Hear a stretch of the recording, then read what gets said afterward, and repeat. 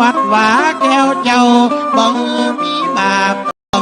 มีกรรมสิ่งร้ายหัวดำบ่มาดำแวดล้อม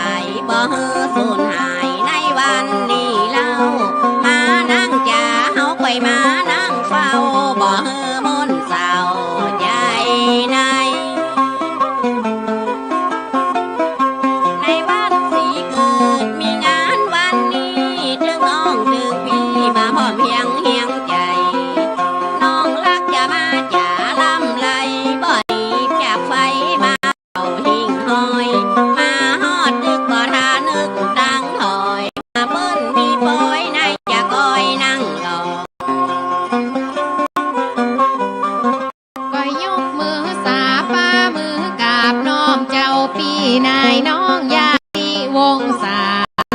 วันนี้เขาก็ตั้งใจมาเป็นกู้กาลากับตัวพี่เจ้าหากน้องไปยังแม่ยิงเป็นศิลปินได้มานั่งเล่ารอนวันนี้ได้มานั่งเฝ้ายามเมื่อเขาเจ้ามีงานเมื่อไหนมีที่ปีไหนมีข้างบ่ใจแม่มาปะใส่กันหลอนวันนี้เปิ้นมีการมีงานมีกินมีตานนอสถาท่านเจ้าหลอนวันนี้ตึงบ่เงียบบ่เหงาก้อยพูดก้อยเล่าคือมันเกี่ยวหน่อยบุญสมปานจาดหลายจาดนักตึงหัววัดสีเกิดจัดการตอนท่านพระครูพันจะได้มีงานอยากกินอยากทานด้วยกันแล้วเจ้าสาธุวันแล้วยังกับบุญใส่กาลุนมาแต่เล่าเป็นเงินทำหลายใบแต่ไอ้ขอสาธุยินนาดีเมื่อปางก่อนชาติแล้วได้ปะวันนี้มาสละถึงบาถามตานีเพิ่นเอาหน้าบุญแล้วยังติดทีป่าละมีอันนั้นมาห่อตุ้มพี่น้องวัดสิเกิดมีงานถึงบ่เหิมให้มันสิ่งใดแวดล้อมยกมือไว้ก้อยไปมือสานท่านพระครูมาปาเนื้อนายน้องแก้วก้อยฟ้อนไปลำในวันนี้แล้วก่อนที่อย่าไปแผ่วรายการต่อไปนายน้องรักก้อยฟ้อนถวายเอาเด้อดัวนายสีกายละมาบาวันนี้ก้อยจ๋าไก่เพลงฟอดแงน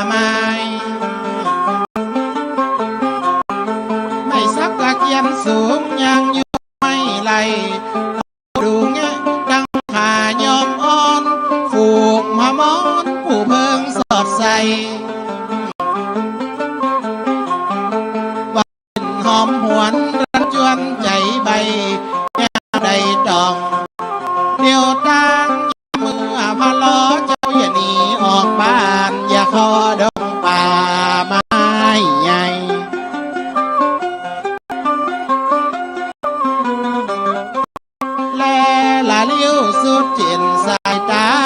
ฝ่าดอยดงขอบวงป่าไม้ตักตะเคียนสูงยังยุงไม่ไหลเป่าดูแงะดังหายอมอ่อนปวงมามอนผู้เบิ่งสอดใสว่ากลิ่นหอมหวนจวนใจใบยามใดดองเดียวต่างยามมือพะล้อเจ้าอย่าหนีออกบ้านอยากพอดงป่าไม้ใหญ่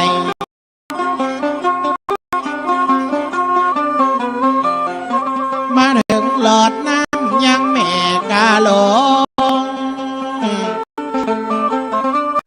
กงกาเงาเงาหันกว้างห้องลงจากจ้างแผงเนื้อแผงแปรห้องตอดสอดบางห้องตอดแห่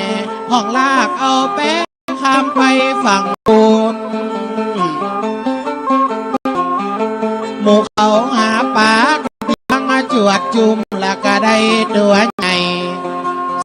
ซึมเอามือแม่ครัวกกแปกต่อหนึ่งมีดึงออมเพราะว่าเราหัวดีก็มีหลายขวดดอกกินกันนะโหสาวสาว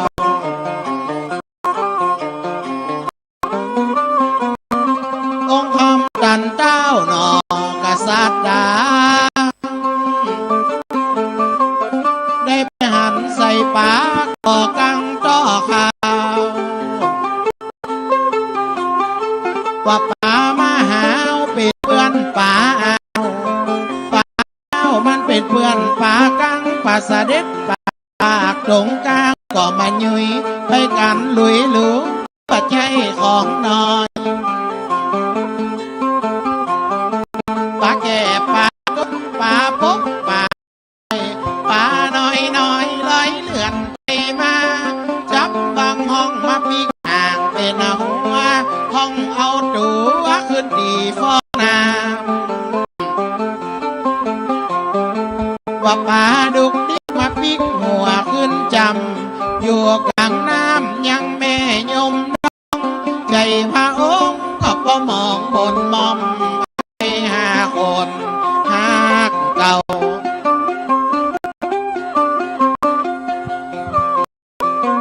ว่านกในป่าบินล่าแสวงว่านกกกแขงนกงมนกเก่าอันนั้นน่ะนกผัวมันเป็นเพื่อนนกเป่านกเก่ามันเป็นเพื่อนนกยุงมันมาจับกิ่งสูงอยู่บนหญ้าไม้ว่านกจับเสียกลุ่มใจจับต้นไม้ใดไปใดมาหาคู่อูก็ยังคู่กะลาฟู่เจียนจ๋าสั่งมาดูม้วนพองสอหาคู่อูยังคู่กะลาฟู่เจียนจ๋าสั่งมาดูม้วนพองห้องอยู่หิมดอยคอยออดคองสองนางจืนแต่เนอ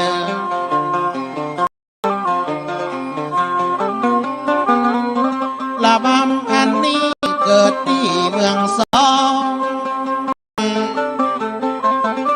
ว่าเป็นทำน้องพะลอว่าไวสุนทรพจนกิจตกแต่งก้อนใดแกะก้อนไก่เป็นกำสอมาไม่บุญมานั่นกาพี่น้อยขอวาดวางกอดแล้วนอเข้าซอยวางกำจ้อยเก็บก่อนซอใหญ่ไข่บรรยางบางเต้าอีขอสวัสดีย่อยา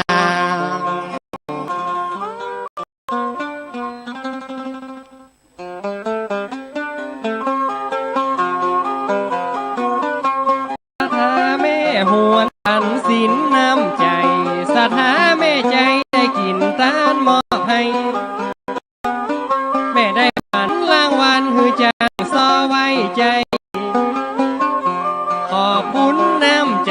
ของคุณแม่สองคนว่าหวนคุณแม่สร้างกองกุศลเทวดาไปบนในจอดเส้นหมายการมากินมาทานว่าตึงใจแม่ไทยขอขอบคุณยังแม่หวนหลายดึงแม่ใจเป็นเจ้าต่างบ้านมาแอวลำปางปะกันแหนมคังแม่ซอยดอกบ้านใจดีใจบ้านสถาแม่ใจเอารางวัลมาพร้อมสถาแม่หวนก็มาปั่นยื่นให้ยินดีหลายๆเจ้าแม่เลี้ยง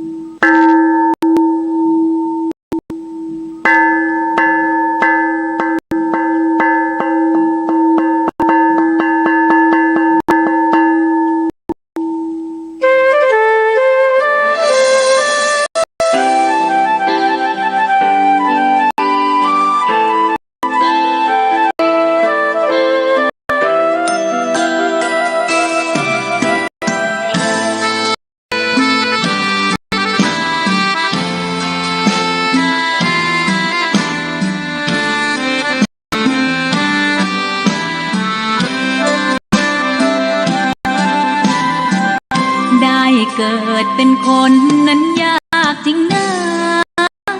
เพราะพุทธศาสนายิ่งแสนยากเย็น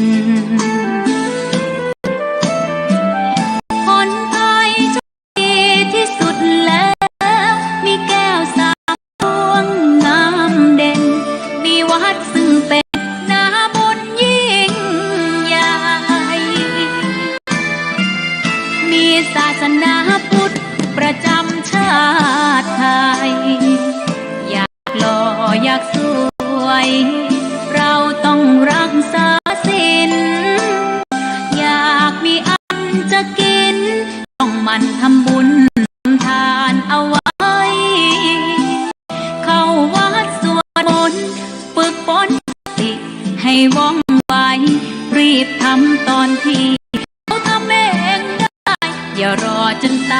ยถึงเข้าวัดว่า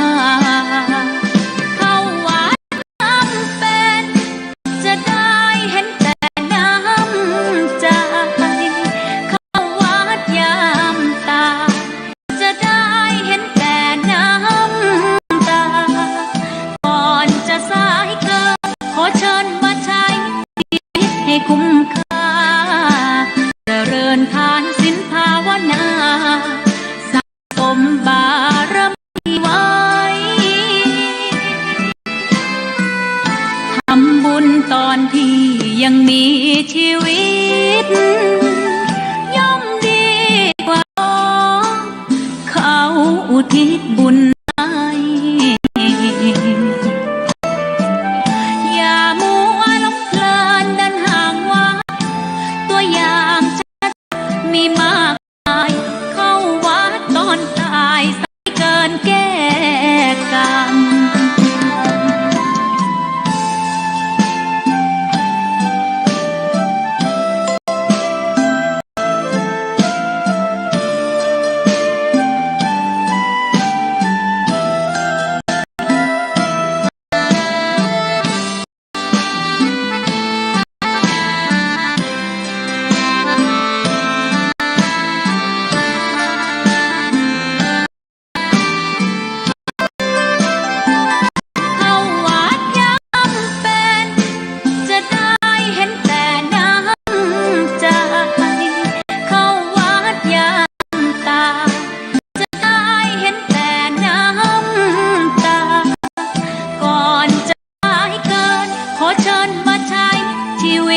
คุ้มค่าเจริญทานศีลภาวนาสั่งสมบารมีไว้ทำบุญตอนที่ยังมีชีวิตย่อมดีกว่ารอเขาอุทิศบุญให้อย่ามัวเพลินเดินห่างวัดตัวอย่างชัดๆมีมากมายเข้าวัดตอนตายเกินแก้กรรม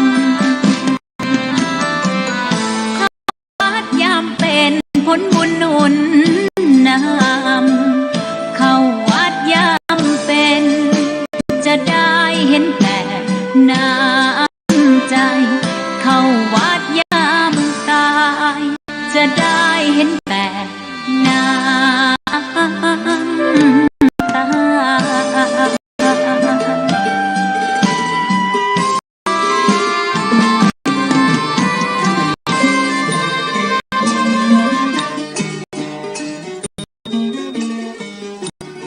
การบรรพชาอุปสมบทในปีนี้ในโอกาสนี้ขอ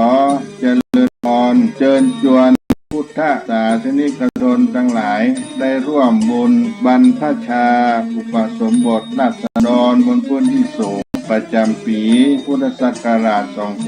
2569 ปีที่ 61 ในโครงการมาจาริกได้บรรพชาอุปสมบทจำนวน193 รูปถวายพระราชกุศลสมเด็จพระนางเจ้าสิริกิติ์พระบรมราชินีนาถพระบรมราชชนนีพันปีหลวงในวันที่ 12 กรกฎาคม พุทธศักราช 2569 ณ พระอุโบสถวัดเบญจมบพิตรดุสิตวนาราม กรุงเทพมหานคร และวันที่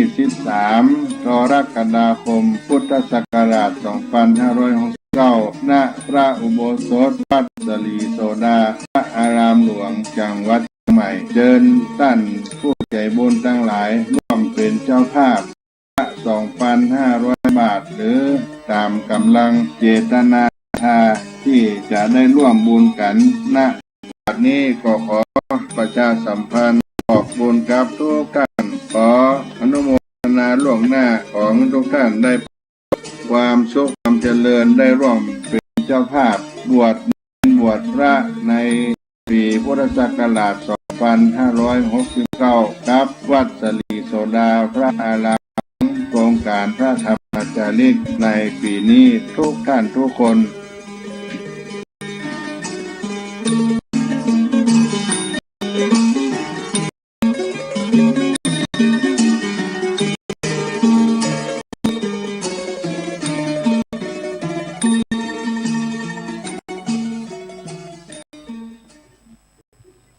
ความคุ้มประจำวันพฤหัสวิงแซบนักเก็ต22 ชิ้นเพียง 199 บาท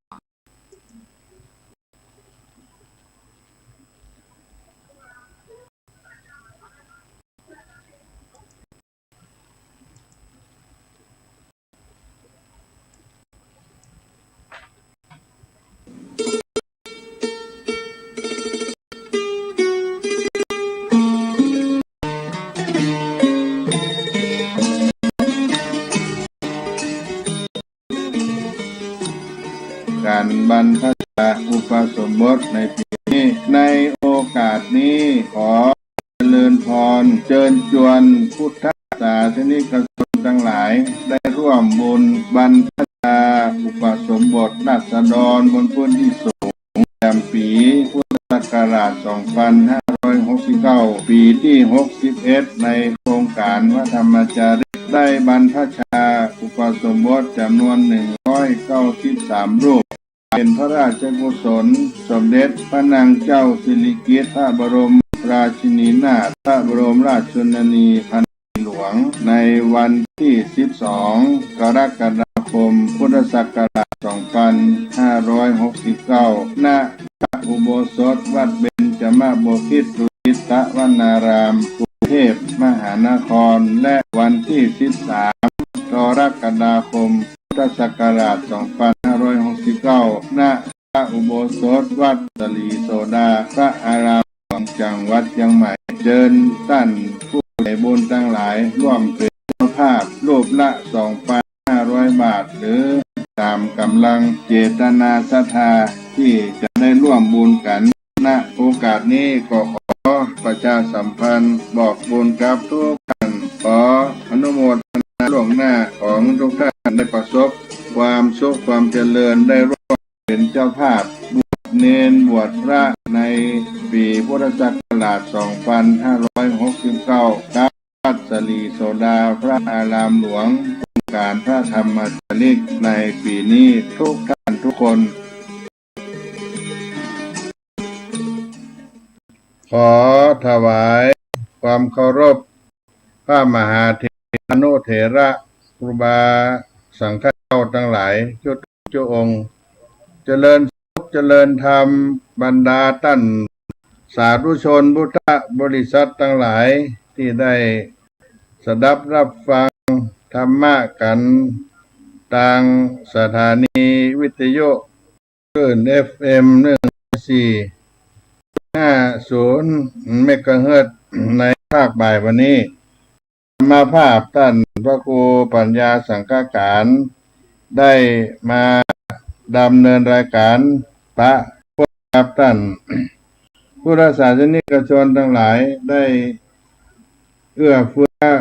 เวลาอาจารย์พระครูสมุวิสุวัตวรกิจโจผู้ในวยการสถานีวิทยุคลื่นพระพุทธศาสนาและการศึกษาของคณะสงฆ์จังหวัดเชียงใหม่วัดฝ่ายตำบลสุเทพอำเภอเมืองจังหวัดเชียงใหม่ได้มอบถวายเวลาให้กับคณะสงฆ์วัดสลีโสดาพระอารามหลวงในวันนี้ได้มามาจาพระมาพบกับพี่น้องท่านผู้ฟังทั้งหลายในภาคบ่ายใกล้สู่ภาคค่ำยามเย็นในวันนี้อากาศที่วัดสลีโสดาอนุสาวรีย์ครูบาเจ้าสลีวิจัยบ้านน้ำตกห้วยแก้วตีนดอยสุเทพเจ้าอุชุบรรพตก็อากาศก็ยังเป็นบรรยากาศที่รื่นลมร่มเย็นในใกล้สู่แดดร่มลมเย็นในภาคค่ำมานี้ท่านสาธุชนทั้งหลายก็ได้รับฟังประชาสัมพันธ์ในการจัดงานใหญ่งานหลวงงานประเพณีในวัดสลีโสดาพระอารามหลวงจังหวัดเชียงใหม่ซึ่งก็เป็นประเพณีการเป๊กตู้บวชพระประจำปีในโครงการของพระธรรมจาริกซึ่ง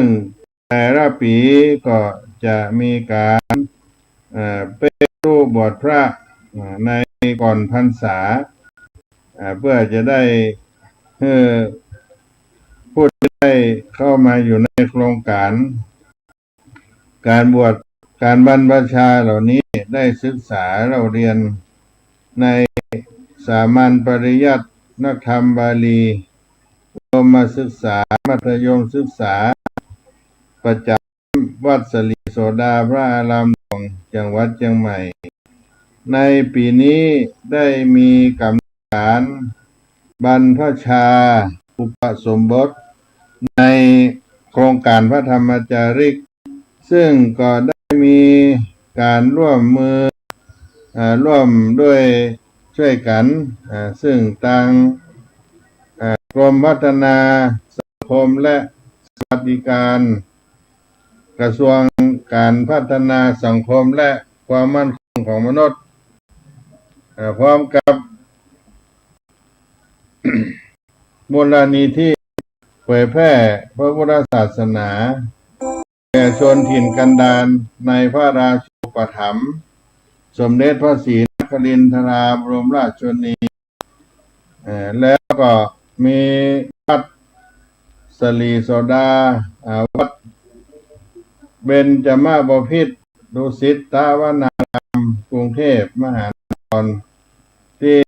ร่วมด้วยช่วยกันเป็นแรงงานในการบรรพชาอุปสมบทและก็ได้บอกบุญไปว่า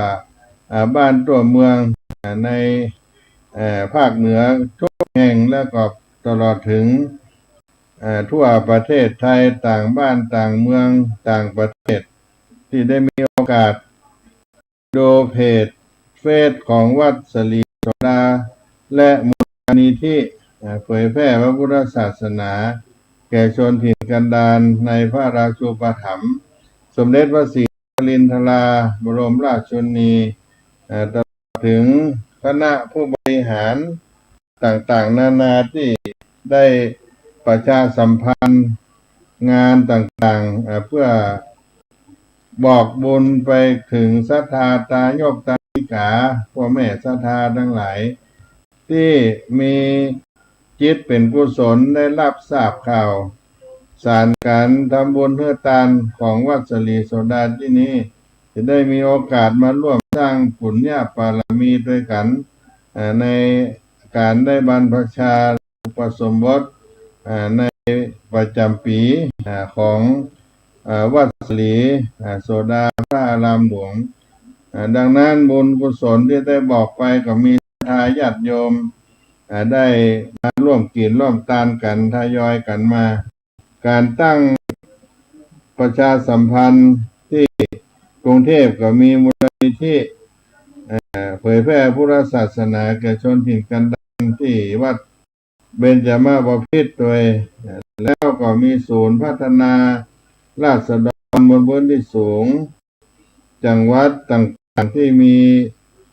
หมู่บ้านพี่น้องเจ้าเขาหรือราษฎรบนพื้นที่สูงได้ประจำอยู่ก็จะประชาสัมพันธ์กันไปทุกที่ทุกแห่งนั้นปีนี้ก็มีกำหนดการบรรพชาอุปสมบทในวันที่12กรกฎาคมพุทธศักราช2569เป็นปีที่61ในโครงการพระธรรมจาริกก็จะได้นำผู้ที่จะบรรพชาอุปสมบทซึ่งเป็นเยาวชนนักเรียนหรือฆราวาสที่มาจากบนดอยลงไปที่กรุงเทพมหานครที่วัดเบญจมาบพิตรเพื่อจะให้ศรัทธาสาธุชนทั้งหลายที่อยู่กรุงเทพในเมืองใหญ่เมืองหลวงแต่ได้มีโอกาสมาถวายผ้าถวายบาตรถวายเครื่องอัฐบริหารที่เป็นงานบรรพชาอุปสมบทเจ้าเขาที่วัดเบญจมาบพิตรท่านก็ได้มีโอกาสมาร่วมกิจการสนับสนุนส่งเสริมให้เยาวชนท่านฆราวาสที่ได้มีใจศรัทธามาบรรพชาอุปสมบทประจำวัดศรีโสดานี้ก็เป็นบุญญาติโยมเป็นบุญเป็นกุศลก็ขออนุโมทนากับศรัทธาญาติโยมได้มีโอกาสมาร่วมกินร่วมทานภาคบ่ายวันนี้และก่อนพระทหารเพลก็มีผู้ในการมนทิราเวชรักษ์ผู้ในการศูนย์พัฒนาราษฎรบนพื้นที่สูงจังหวัดเชียงใหม่ได้มาเยี่ยมมาเยือนวัดศรีโสดางานพระธรรมจาริกในการเตรียมบวชเตรียมสิ่งต่างๆที่จะได้ลงไปกรุงเทพมหานครและมาเป็นเจ้าภาพร่วมด้วยช่วยกันศูนย์พัฒนา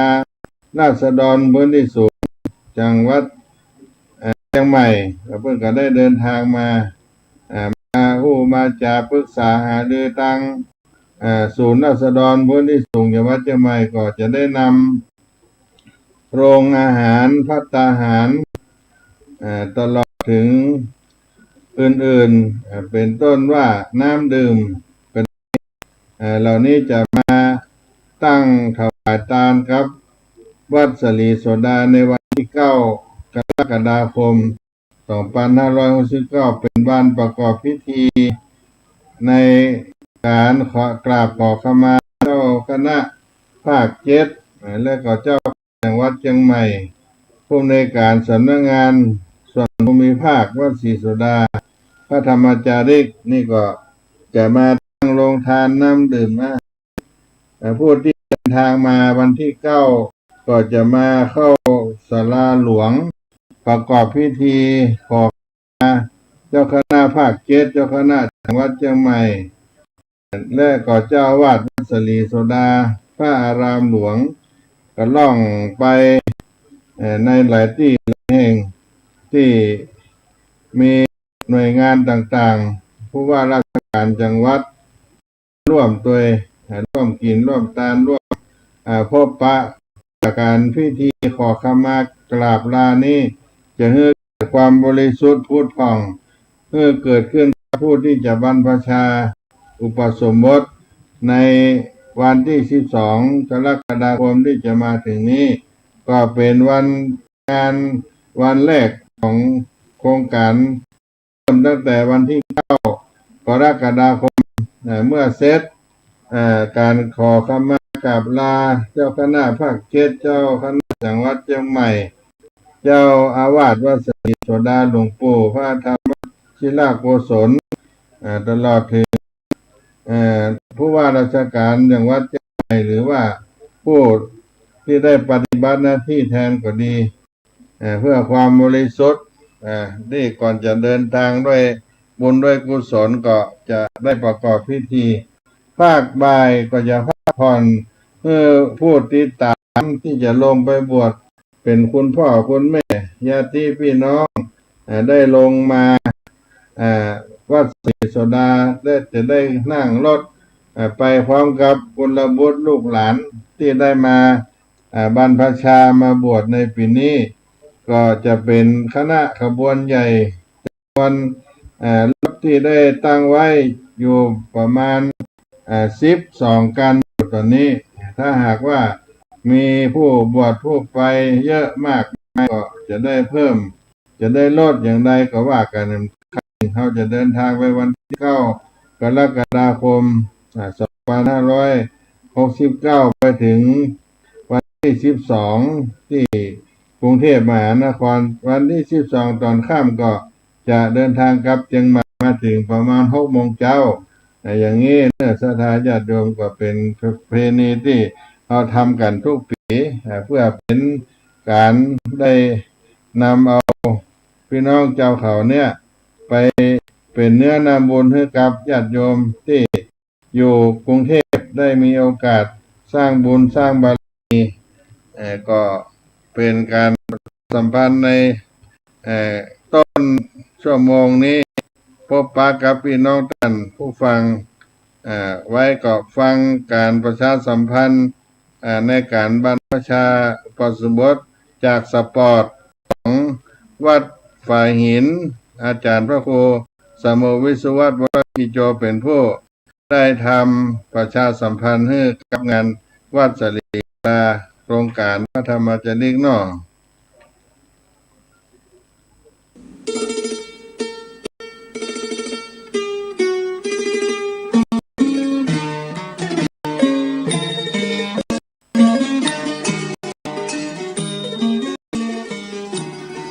การบรรพชาอุปสมบทในปีนี้ในโอกาสนี้ขอเจริญพรเชิญชวนพุทธศาสนิกชนทั้งหลายได้ร่วมบุญบรรพชาอุปสมบทราษฎรผู้ที่สูงประจำปีพุทธศักราช 2569 ปีที่ 61 ในโครงการพระธรรมจาริกได้บรรพชาอุปสมบทจำนวน 193 รูปถวายเป็นพระราชกุศลสมเด็จพระนางเจ้าสิริกิติ์พระบรมราชินีนาถพระบรมราชชนนีพันปีหลวงในวันที่ 12 กรกฎาคม พุทธศักราช 2569 ณ พระอุโบสถวัดเบญจมบพิตรตะวนารามกรุงเทพมหานครและวันที่ 3 กรกฎาคม พุทธศักราช 2569 ณ พระอุโบสถวัดสลิโสดา พระอารามหลวงจังหวัดเชียงใหม่เชิญท่านผู้ใจบุญทั้งหลายร่วมเป็นเจ้าภาพรูปละ 2,500 บาท หรือตามกำลังเจตนาที่จะได้ร่วมบุญกันณโอกาสนี้ก็ขอประชาสัมพันธ์บอกบุญกับทุกท่านขออนุโมทนาล่วงหน้าของทุกท่านได้ประสบความสุขความเจริญได้ร่วมเป็นเจ้าภาพบวชเนรบวชพระในปีพุทธศักราช 2569 ครับวัดสลีโสดาพระอารามหลวงโครงการพระธรรมจาริกในปีนี้ทุกท่านทุกคน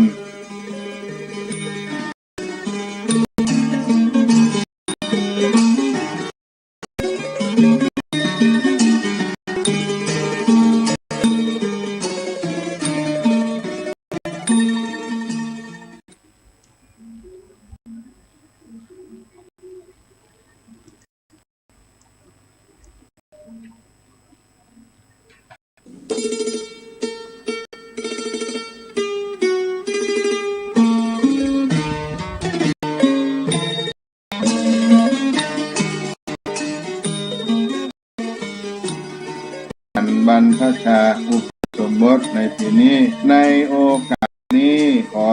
เจริญพรเชิญชวนพุทธศาสนิกชนทั้งหลายได้ร่วมบุญบรรพชาอุปสมบทราษฎรผู้ที่สูงประจำปีพุทธศักราช 2569 ปีที่ 61 ในโครงการพระธรรมจาริกได้บรรพชาอุปสมบทจำนวน 103 รูปถวายเป็นพระราชกุศลสมเด็จพระนางสิริกิติ์พระบรมราชินีนาถพระบรมราชชนนีพันปีหลวงในวันที่ 12 กรกฎาคม พุทธศักราช 2569 ณ พระอุโบสถวัดเบญจมบพิตรดุสิตวนาราม กรุงเทพมหานคร และวันที่ 13 กรกฎาคม พุทธศักราช 2569 ณ พระอุโบสถวัดสลีโสดา พระอารามหลวงจังหวัดเชียงใหม่เชิญท่านผู้ใจบุญทั้งหลายร่วมเป็นเจ้าภาพรูปละ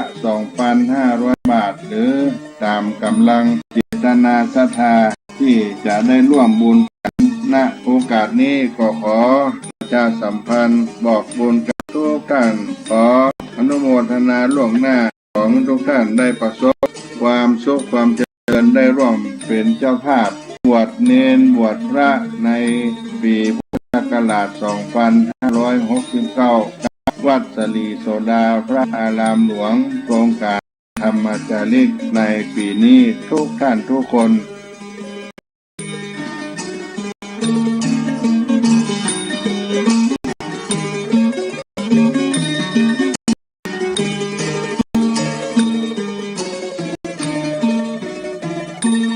อารามหวังแก้วปั้มเปงเมตตาศีลาแก้วทะลงธรรมทะจูโมสัทธาจนาจนะก็สาขับไว้เอาบุญกินรับความพร้อมน้อมมาหนุนชีวิตจำลุนเปิ้งบุญแก้วเจ้าเปิ้งบุญแก้วเจ้าขอน้อมถวายความเคารพมหาเถรานุเถระครูบาอาจารย์เจ้าจุตนจุองค์เจริญสุขเจริญธรรมบรรดาท่านสาธุชนญาติโยมพุทธศาสนิกชนทั้งหลายที่ได้รับฟังการถ่ายทอดธรรมะวัดศรีโสดาอารามหลวงจังหวัดเชียงใหม่วันนี้เนื่องในโอกาสในการจัดงานเจ้าเขาประจำปีพุทธศักราช 2564 มาถึงอีกว่ากี่วันก็คือวันอาทิตย์ที่ 11 กรกฎาคม พุทธศักราช 2564 ก็ได้นึกถึงญาติโยมที่ได้ร่วม เป็นเจ้าภาพร่วมบุญในการบวชชาวเขาท่านทุกคนเพื่อที่จะได้อนุโมทนาในกองบุญกุศลทั้งหลายที่ญาติโยมร่วมเป็นเจ้าภาพทั่วจังหวัดเชียงใหม่ตลอดถึงทั่วประเทศไทยหรือได้รับบุญกุศลกันไปทั่วโลกทางวัดศรีโสดาพระอารามหลวงโครงการธรรมจาริกในนามของเจ้าภาพต้นมีหลวงพ่อพระเทพโกศลเป็นประธานในการงานในพื้นที่จังหวัดเชียงใหม่ตลอดถึงผู้อุปถัมภ์นั้นมีมูลนิธิเผยแพร่พระพุทธศาสนาแก่ชนถิ่นกันดารกรมพัฒนาสังคมและสวัสดิการวัดเบญจมาบพิตรดุสิตวนารามกรุงเทพมหานครร่วมด้วยช่วยกันได้เปิดบุญกองกุศลให้กับญาติโยมได้ร่วมเป็นเจ้าภาพในการบวชชาวเขาปีพุทธศักราช 2564 วันนี้เจ้าภาพ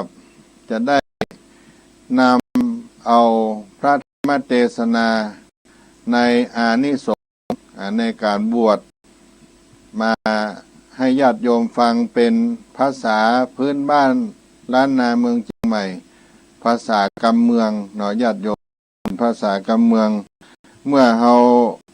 ได้ร่วมกินร่วมทานแล้วในวันนี้ก็จะเป็นการอนุรักษ์รักษาวรรณกรรมในด้านภาษาให้ญาติโยมได้รับอานิสงส์ในการบวชได้เป็นภาษาพื้นบ้านล้านนาณโอกาสนี้เพื่อเป็นบุญกุศลถ้าหากญาติโยมได้รับฟังจะประนมมือไหว้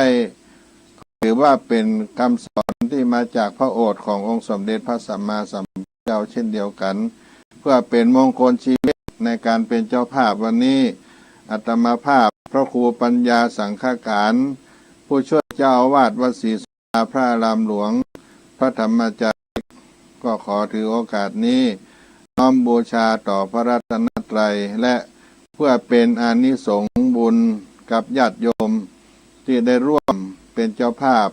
การบวชชาวเขาปีพุทธศักราช 2564 ณ โอกาสนี้ นะโม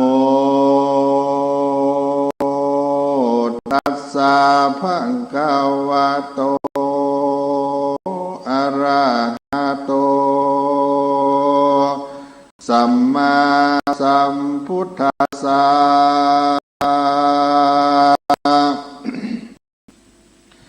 เอวัมเมโสตังเอ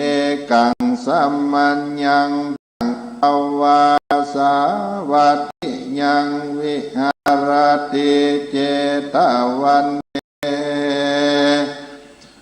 อนาถาปินดิกัสสหราเมเอกังสัมมัญญังยังมีในกาลคาบหนึ่งไสบางเมื่อพระเงาไทยสัมปัญโยตนเป็นผู้แก่โลกดังสามลักษณะงามเปล่งปลอยพระยอดซอยทรมานยังอยู่ในแก้วผู้เจตวันนารามมหาเศรษฐีเจตนาดีแต่งสร้างนามกล่าวอ้างว่าอนันทานิกัสสมหาเศรษฐี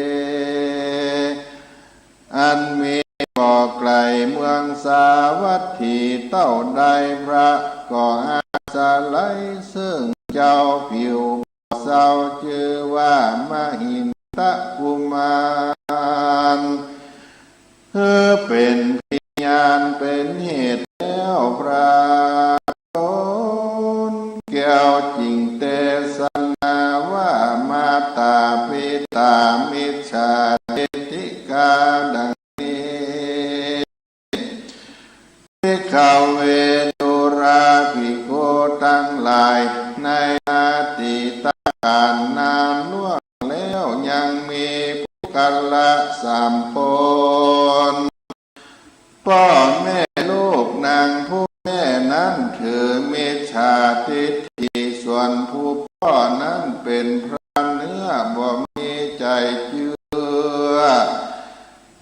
เกี่ยวตั้งสามมีใจบ่งามหมุนเศร้าส่วนพุทธาลูกเต้าเป็นใจมีผิวกายงามสะอาดเจ้าก็มีใจขวาดยินดีในแก้วตั้งสามพระการก็มีแลส่วนว่ากุมารผู้นั้นก็ขอกับท่านปิตามารดายอหัตถาน้อมไว้ซึ่งพ่อไทยมาตาว่าข้าแต่ปิตามารดาเป็นเจ้าข้าลูกเต้าก็มีใจอันเลื่อมใสไข้บวชขอพ่อแม่ได้โปรดคุณนาปล่อยอันนุนยาเหือลูกเต้าได้เข้าไปบวชในศาสนาแต่ดีลีแดเตอว่าอันสาอิทิส่วนอันว่านางผู้แม่ก็บอกอนุญาตแผ่วังไปส่วนเจ้ามารก็ขอใจกับพ่อแม่ไทยทวน2 3 ทีต้นพ่อแม่ก็บ่ยินดีวังก่อยส่วนเจ้ากุมารน้อยก็ยินตามก้อยมองใจเข้าน้ำพาใจหลา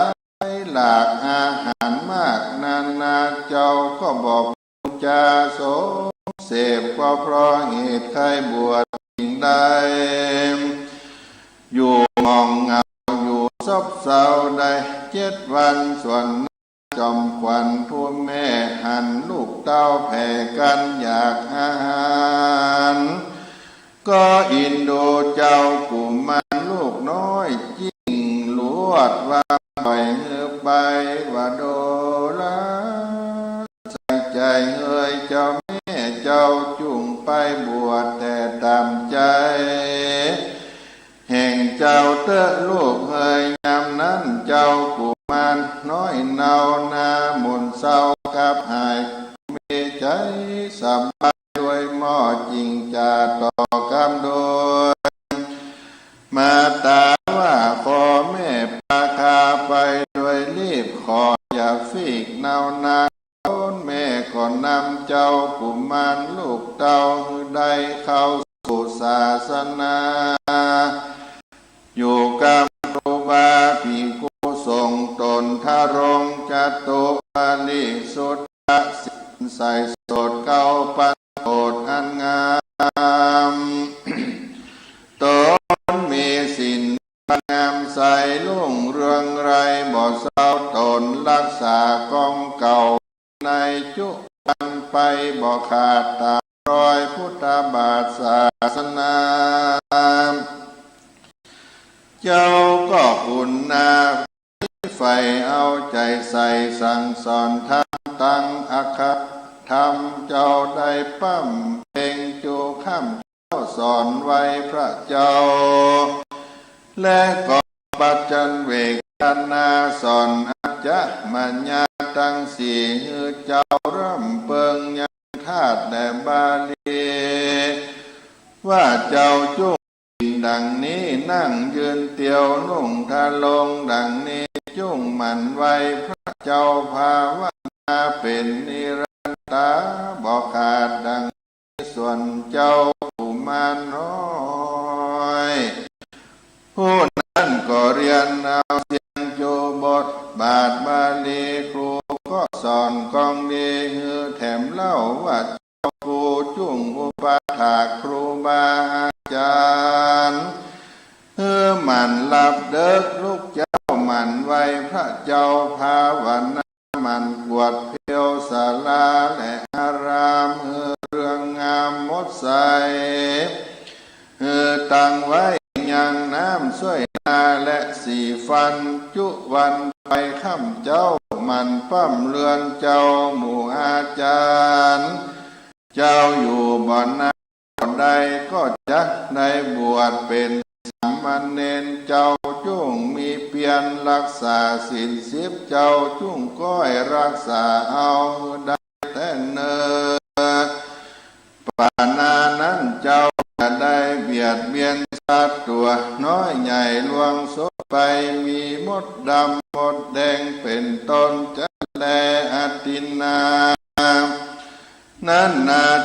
อย่าได้ลักเขาของแห่งต้านผู้อื่นอภรรมจริยานั้นเจ้าอย่าได้ส่วนด้วยผู้หญิงมีตัวแม่เป็นตนและนามุสานั้นเจ้าอย่าได้จูไล่พรางกันสุรานั้นเจ้าอย่าได้ดื่มกินเหล้ามีน้ำเมาหาปาการวิกาลโภชนานั้นนาเจ้าอย่าได้กินข้าวยามเมื่อตาวันบ่ายช่วยนาจักกีนั้นนาเจ้าอย่าได้ดีสีเป่าครับจ้อยเล่นเบียร์เล่นไพ่เล่นหมากสากาและจนไก่อย่าได้คบคนจังไรมาลานั้นแล้วเจ้าอย่าได้ เนบดอกไม้ได้ลากันทะของหอมมีจวนจันทร์นั้นหอมเป็นต้นอุจจานันนาเจ้าอย่าได้นั่งนอนสูงกว่าครูบาอาจารย์ภิกขุสังฆะอันใดเป็นใหญ่กว่าตนจาตโรนั้นเจ้าอย่าได้รับแต่เอาเงินคำมาบริโภคจักเป็นโทษนักหนาหือเจ้ารักษาหือใดอย่าหือเสียศีลธรรมแห่งพระเจ้าหือหม่นเศร้าสูญหายแต่เนินที่นั้นทำมันเนนน้อยน้อยก็รับเอากรรมว่าอมะพันเตดังนี้แล้ว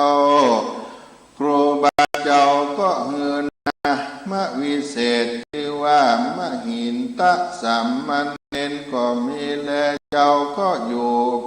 ฏิบัติไปตามคำสอนครูบาอาจารย์เจ้าหากสอนว่าได้ประมาทลาสาเจ้าอยู่ปฏิบัติตามกองจุวันใจก็มีแล้วอาปาราภาเกไปนาแต่นั้นไปส่วนนางผู้แม่นั้นก็เข้าไป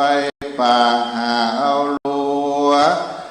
กันได้แล้วก็มัดเอาทุนหัวมารอดกลางตาห่มไม้ตีหนึ่งนางก็ยินอิดอ่อนม้อยร้อนกายก็จริงมานั่งอยู่เฮือสบายหน่อยหนึ่งแล้วก็ยีบลับไปยามนั้นจ่ายมพิบาลก็มาหันใส่นางจริงถามเมืองนางอยู่ในเมืองคนยังได้กระทำบนเยื่องใดพ่องจานางกล่าวว่าข้าบ่ได้กระทำบุญสั่งแล้วอันแล้วจะยมมาลาจาก็มัดเตียวเอานางไปว่าจักเอาต้อสัตว์ตกนรกว่าอันเมื่อนางหันใส่เปลวไฟนรกแต่ไกลนางก็กล่าวว่าเปลวไฟอันนั้นก็มาเหลืองงามแต่นอมาเหมือนผ้าเหลืองลูกแห่งคายามเมื่อปปัจจาบวชเป็นสามเณรนั้นแต่ดีผ้าอันเลี้ยวพญายมราชราชาก็เรียกจานรกไปเอาปั๊บหนังสือมาอ่านดูตามอันจดหมายนั้นก็รู้ว่านางได้กระทำบาปคือมิจฉาทิฏฐิก็เอาไม้แป้นมาตีปากสามกรรมแล้วก็จิงเตียวเอานางไปทอดสัตว์ตกนรกไปหันและยามนั้นยังมีดอกบัวคำดวงหนึ่งใหญ่พามานเต้าองเปลี่ยนก็บุคุณออกมารับเอานางไว้บ่มือนางลำบากด้วยประการฉันใดมาตราปะปนเส้นหนึ่งก็บ มองงอได้จากนรกหันแล้วก็เป็นความมืดอัศจรรย์ใจนักหนาจึงยกเอานางออกจากมอนรกแล้วถามนางว่าดูกันลานางก็เอาปั๊บมาอ่านดูก็หันชื่อนางใดกระทำบาปนักหนาดูจริงเอานางสัตว์ทอดตกลงในมอนรกคุณแล้วเนี่ยดังเลือนางป้อยบ่ลำบากด้วยพระคังสันได้จ้านางหยุดในบางคนปูนอย่างใดกระทำปูนเนื่องใดข้องจาจุงไทยขี่ยาบอกเธอแจ้งดูจักแสงฟังนุตรามสาอิทิส่วนว่านางนั้นก็ไว้พญายมมาราชาว่าข้าแต่เจ้ากูผู้ข้าอยู่ในเมืองคนปูนบ่ได้กระทำบุญจำศีลกินตามสั่งสักสิ่งเต้ามีลูกแก้วยิ่งเพียงใจเป็นใจเดียวเฉลียวฉลาดได้เข้าสู่พระปัจจากรรมในพระพุทธบาทศาสนาได้ถ้าลงสมณเพศได้เจตเป็นเจียอยู่สาวัตถีนักลาเมืองใหญ่ข้าขอบอกเจ้าตามไฟกำมีแล้วพญายมราชาก็ส่งนางกลับคืนมาสู่มนุษย์สาโลกลาเมืองคนก็มีนั่นแลการนางมารอดตนแล้วก็บอกเล่าเฮือลูกแก้วตนฟังจุประการแล้วเจ้ามหินตะสามเณรตนนั้นก็มาคึดขันเองใจรู้ว่ากูได้บวชเป็นสามเณรนี่แล้วก็ยังได้อานิสงส์ได้โปรดมาดาแม่แห่งกูได้นากูจักได้ปั๊มเป่งได้โปรดพิตาพ่อกูแถมก่อนเติมว่าอันแล้วเจ้าก็อยู่ไปหมอนนานเต้าใดก็ได้ถึงอุปสัมภากรรมเป็นภิกขุถ้าลงโดปานิสุทธาสินงามจอยโจดโดยจิตใจเกิดลำเปิงจากได้โปรดเอาปิตาและญาติกาข้าคุณเจ้าก็อยู่กับตำบุญไปบอกคองฮือหมุนมองกำเศร้าเจ้าก็เข้าไปสู่ประชาญะอาจารย์ตนขอเรียนเอาเสียงบาทบาลีปิตกาสามและกองพัมเป่งภาวนาเป็นตระกูลธรรมกุลสังฆกุลและตัวติ่งการมีเกศาผมเป็นต้นเจ้าก็อยู่เมตตาภาวนาไปใจอยู่บ่อนานเท่าใดปิตาพ่อแห่งเจ้าก็ได้เข้าสู่มรณะตายไปคือบาปกรรมมากไว้จึงได้ไปเกิดเป็นเปรตวิสัยก็จะเดินไปเสาะหายังที่อยู่แห่งลูกตนก็เววนไปพับไว้ก็มาพบใส่พระบรรณศาลาก็ไปตีสัญญาตีต่อยเป็นก็ไปสัญญาตีต่อยเป็นผัดตูก้อยดังกะก๊อกกะกอกเพื่อจังได้บอกว่าตนมาสัญญาแล้วตนท่านเกี่ยวก็กล่าวว่าเป็นละผู้ใดนั้นจะเหมือนปิตาพ่อก็กล่าวคำว่าข้าก็เป็นพ่อแห่งเจ้าและว่าอันยามนั้นเจ้าก็แผ่เมตตาแก่ปิตาพ่อเจ้าถึงเวลา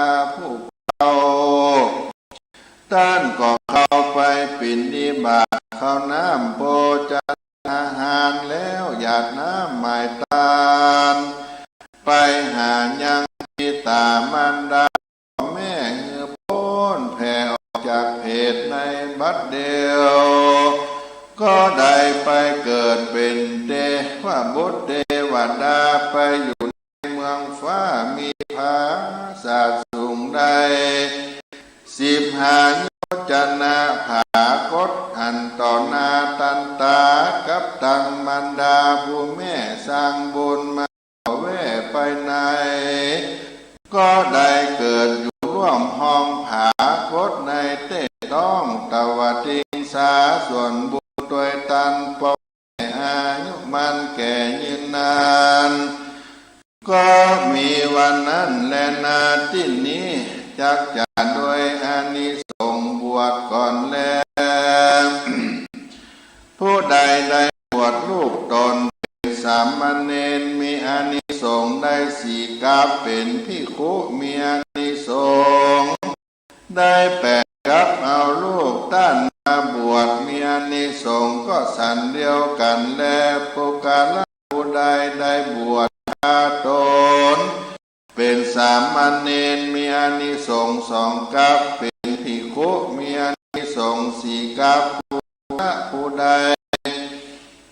ผัวเมียตนบวชเป็นสามเณรมีอานิสงส์8เป็นภิกขุ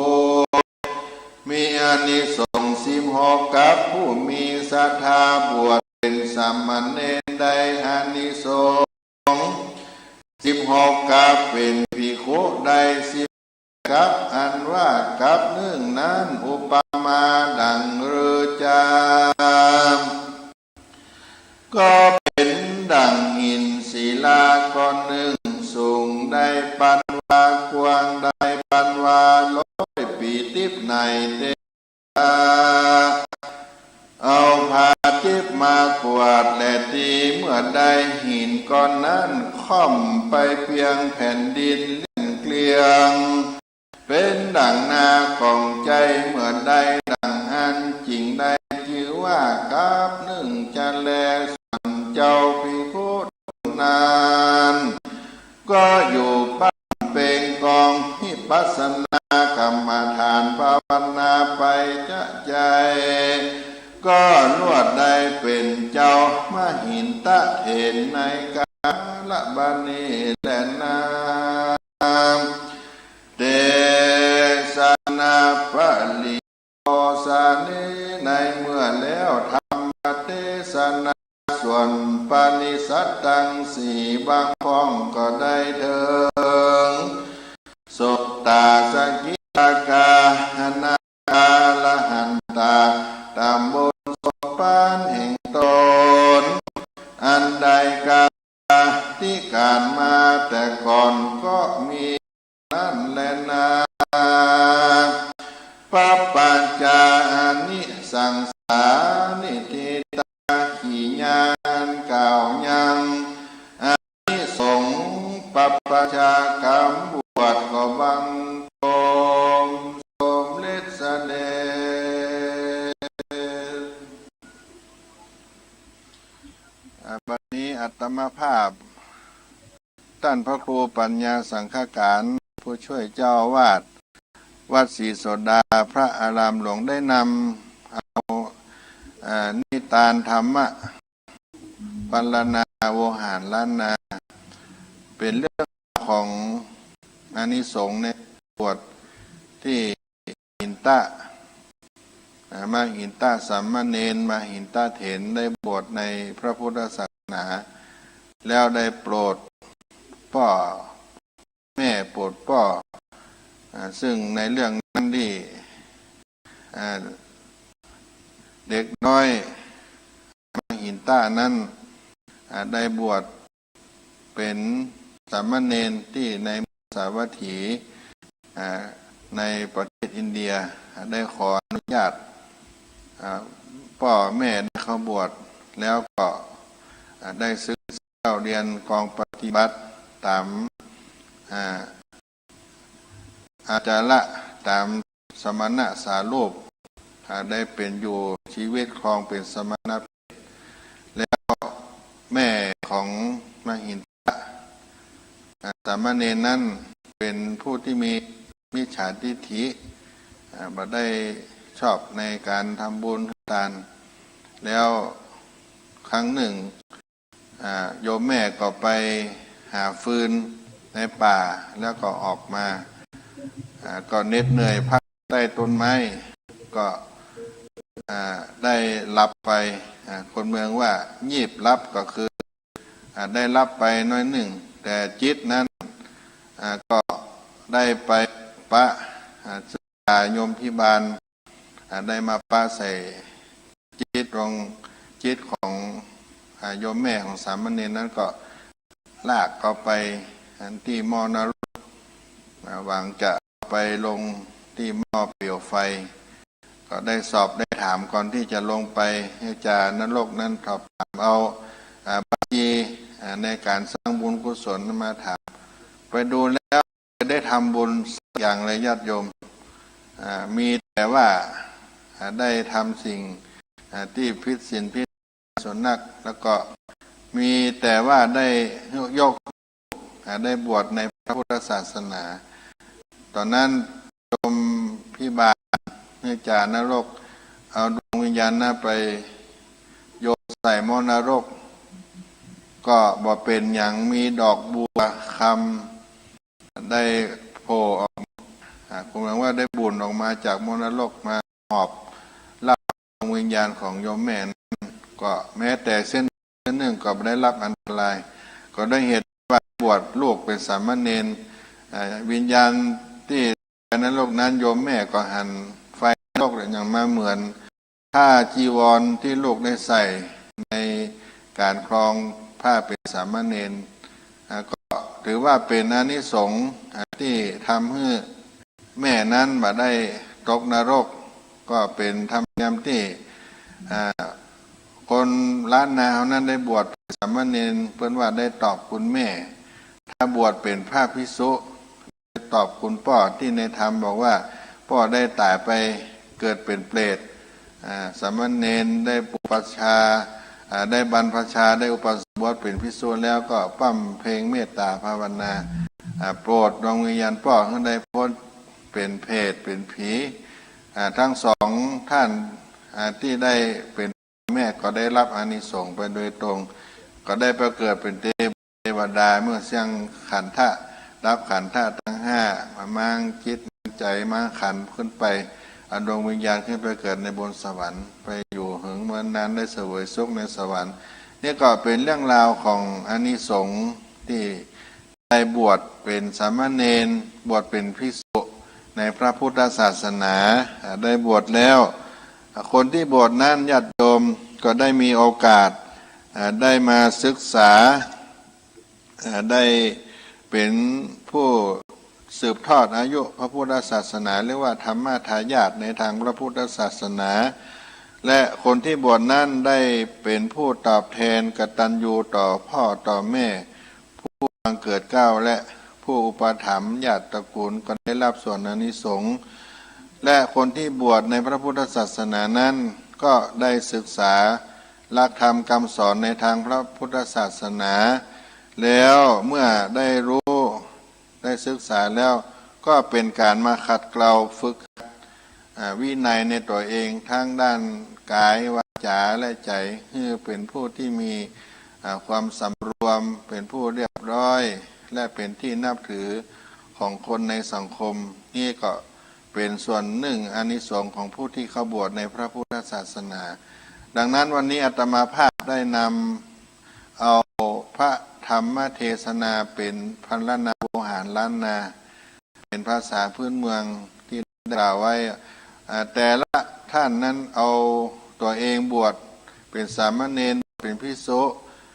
เอาผัวเอาเมียตัวเองสามีภรรยาได้บวชก็ได้อานิสงส์แม้แต่คาดบริวารที่เขาเลี้ยงไว้เอาไปบวชก็ได้บุญได้อานิสงส์เช่นเดียวกันนี้เป็นต้นแต่ละกัปละกันเสวยสุขอย่างเช่นว่าได้อานิสงส์8กัปอานิสงส์16กัปในธรรมคำสอนนี้คำว่าการหนึ่งหรือกัปหนึ่งขอเปรียบไว้ว่าเหมือนดังแผ่นศิลาก้อนหนึ่งเปรียบไว้สูงได้1,000 วายาวได้1,000 วาแต่ละอย่างก็ได้อย่างละ1,000 วา100 ปีเนี่ยมี เทวดาเอาผ้าขาวมาปัดมากวาดมาลวดไว้แผ่นหินนั้นครั้งหนึ่งและอีก100 ปีก็มาอีกครั้งหนึ่งจนแผ่นหินนั้นเรียบลงไปเหมือนดังหน้ากลองคนเมืองว่าเปลี่ยนดังหน้ากลองใจมาหินค่อมไปแผ่นดินถือว่าเป็นการเป็นกลับหนึ่งก็ซึ่งยาวนานมากเนี่ยก็เป็นอานิสงส์ที่ได้เสวยผลที่ได้บังเกิดขึ้นครับ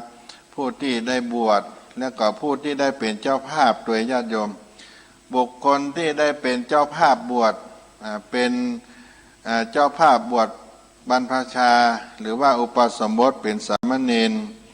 นั่นก็มีอานิสงส์นะญาติโยมอานิสงส์เป็นเจ้าภาพบรรพชาอุปสมบทพระภิกษุสามเณรหนึ่งนั่นก็ได้เกิดเมื่อ ได้บวชแล้วมีอานิสงส์ก็ได้เกิดเป็นมนุษย์ในชาติตระกูลที่สูงขึ้นแล้วก็เป็นสัมมาทิฏฐิเกิดในสถานที่รุ่งเรืองญาติโยมเป็นผู้รุ่งเรืองด้วยศีลสมาธิปัญญาได้รับการยกย่องนับถือในสังคมและก็เป็นที่รักของมนุษย์และเทวดาทั้งหลายแล้วอานิสงส์อีกข้อหนึ่งก็ทำให้มีผิวพรรณวรรณะเป็นผู้มีความ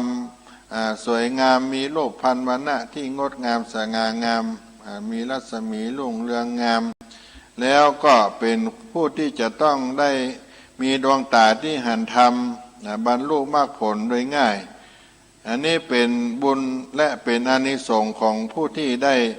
บวชสามเณรเป็นเจ้าภาพบรรพชาอุปสมบทหรือว่าผู้สนับสนุนในการบวชในพระพุทธศาสนาองค์สมเด็จพระสัมมาสัมพุทธเจ้าพระองค์ได้สนับสนุนได้ตรัสไว้ว่าพระองค์ทรงได้ตรัสว่าผู้สนับสนุนผู้ที่ได้ประพฤติปฏิบัติธรรมได้บวชในพระพุทธศาสนาถือว่าเป็นเป็นในพระพุทธศาสนาโดยตรงโดยที่เป็นผู้ที่ประเสริฐอย่างยิ่งเพราะฉะนั้นโยม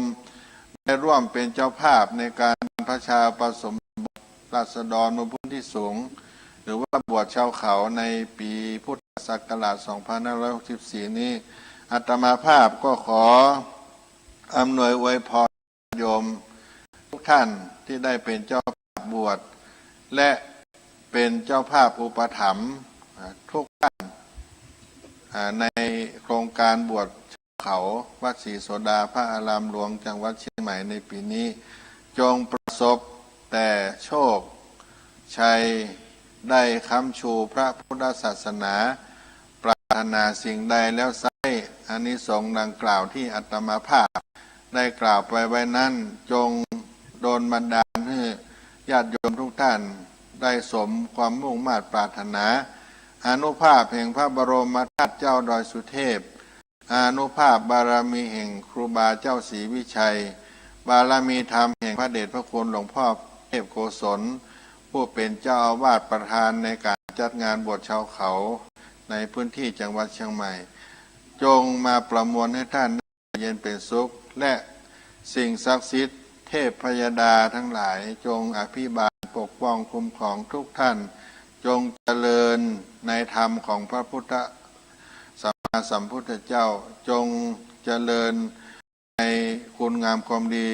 ในคำสอนของพระสัมมาสัมพุทธเจ้าแล้วจงมีสุขภาพกายสุขภาพใจแข็งแรงได้อยู่เย็นเป็นสุขกันทุกท่านทุกคนทุกทวนหน้าจัตตารโอธรรมาวาทันติอายุวันโนสุขังพลังจงมีแก่ทุกท่านทุกคนเถิด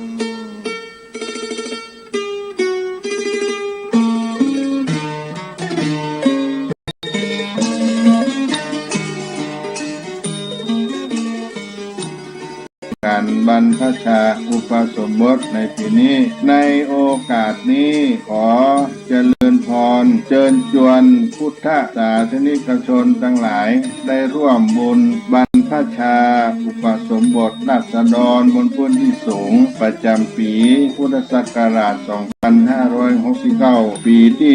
61 ในโครงการพระธรรมจาริกได้บรรพชาอุปสมบทจำ109 3 รูปถวายเป็นพระราชกุศลสมเด็จพระนางเจ้าสิริกิติ์พระบรมราชินีนาถพระบรมราชชนนีพันปีหลวงในวันที่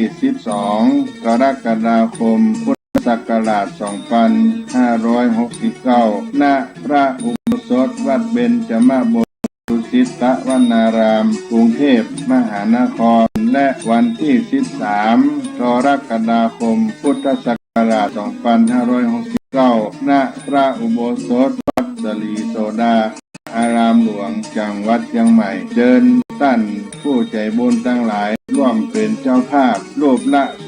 2,500 บาท หรือตามกำลังเจตนาศรัทธาที่จะได้ร่วมบุญกันณโอกาสนี้ก็ขอประชาสัมพันธ์บอกบุญกับทุกท่านขออนุโมทนาล่วงหน้าของทุกท่านได้ประสบความสุขความเจริญได้ร่วมเป็นเจ้าภาพบวชเณรบวชพระในปีพุทธศักราช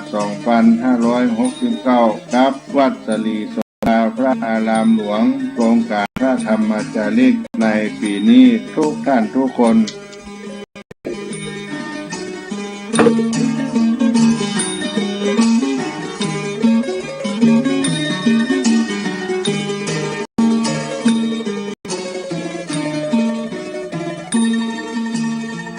ก็ได้มีศรัทธามาติดต่อประสานงานอาตมาภาพก็เลยได้เอาพระธรรมเทศนาอานิสงส์การบวชฉบับพื้นบ้านล้านนาเมืองเชียงใหม่เอามาให้ท่านทั้งหลายได้สดับรับฟังในช่วงที่อุบาสกอุบาสิกามาติดต่อประสานงานเรื่องงานบวชช่วงตะกี้ได้เข้าไปสำนักงานก็ได้กลับมาพูดจากันต่อที่ได้จัดงานพิธีบรรพชาอุปสมบทราษฎรในพื้นที่สูงจำนวน193 รูปคนวันที่12 กรกฎาคม 2569 ณ วัดเบญจมบพิตรดุสิตวนาราม กรุงเทพมหานคร วันที่13 กรกฎาคม พุทธศักราช 2569 ณ วัดสลีโสดา พระอารามหลวง จังหวัดเชียงใหม่ เพื่อน้อม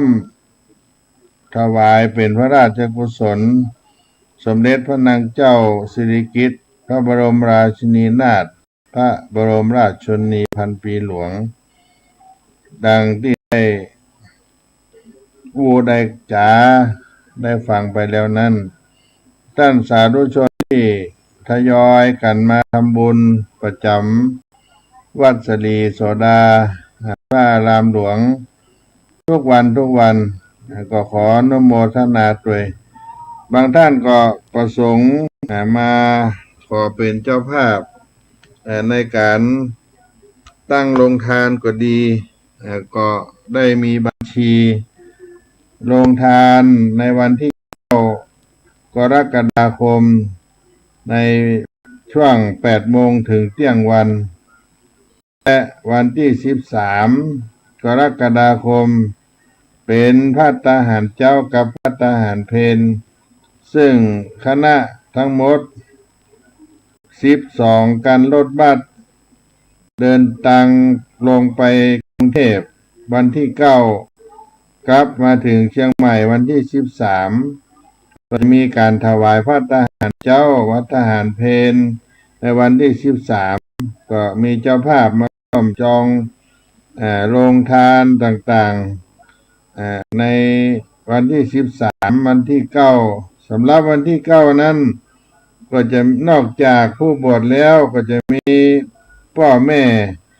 ญาติที่เป็นผู้ปกครองจะเดินทางไปด้วยลูกไปกรุงเทพ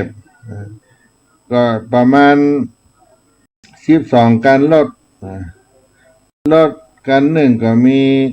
50 คนญาติโยมกับคุณเราประมาณ500-600 คนที่จะเดินทางไปทั้งไปทั้งกลับเพราะฉะนั้นก็จะต้องใช้ อาหารเครื่องดื่มน้ำดื่มอาหารการกินตลอดถึงพระสงฆ์สามเณรที่อยู่วัดศรีโสดาแถม300 กว่าลูกก็เป็นปันนู่นนะญาติโยมเนอะ2 วันนี่นะ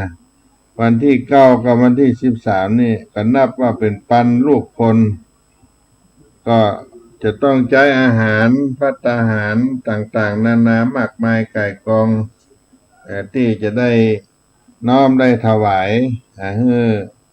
กับทางผู้บวชเป็นสามเณรอุปสมบทเป็นพระตลอดถึงผู้ปกครองผู้ที่ตามจะต้องได้ฉันได้รับประทานอาหารนี่ก็เป็นเรื่องใหญ่เรื่องอาจจะต้องกินต้องทานกันอีกวาระหนึ่งใดจะมาสมทบมาเป็นเจ้าภาพถวายภัตตาหารทั้งเจ้าทั้งเพลก็มาได้ในวันใหญ่วันที่9กับวันที่13 กรกฎาคมส่วนช่วงวันที่3 กรกฎาคมถึงวันที่8ก็จะมีอบรมผู้ที่เป็นฆราวาสที่เดินทางมาจากบนภูเขาดอยลงมาอยู่วัดศรีโสดาจำนวน100 กว่าคนญาติโยมใครจะมีของมาแจกมาเอาให้กับผู้บวช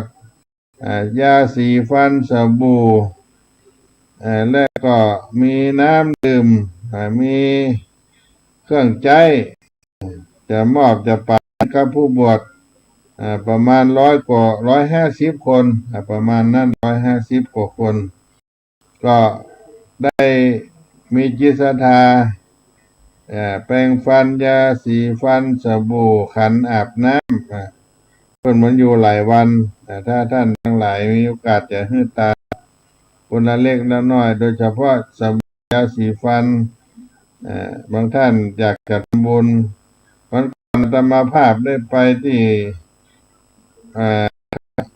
แพทย์ของมหาวิทยาลัยเชียงใหม่เพิ่นก็ได้ถวายมาม่าปลากระป๋องผงซักผ้าหลายยี่ห้อไว้ให้กับผู้ที่มาบวชได้ซักผ้าทำความสะอาดห้องน้ำความสะอาดที่พักที่นอนตั้งหลายก็เป็นของตันคณะคุณหมอจากคณะแพทย์ที่ตึกเก่าติดกับตึกสุจินโนเปิดนิมนต์ไปเป็นการทดลองสัตว์ญาติโยมที่การทดลองสัตว์ทดลองก็ได้ถวายมาหลายอันหลายอย่างก็เป็นที่น่าอนุโมทนากับคณะท่านที่ได้เป็นเจ้าภาพสัตว์ทดลองที่ในมหาวิทยาลัยเชียงใหม่แล้วก็เป็นคณะแพทย์ญาติโยมคณะแพทย์นี่เป็นสิ่งของทานที่เราท่านทั้งหลายได้มีโอกาสได้ร่วมสร้างบุญกุศลด้วยกันทำให้งานนั้นได้สำเร็จลุล่วงไปด้วยดีแล้วก็ผู้ที่ได้รับของแจกของมอบก็ดีอกดีใจโดยเฉพาะสัตว์ทดลองต่างๆมีคุณหมอฝึกงานเพิ่นมาร่วมบุญด้วยกันนี่ก็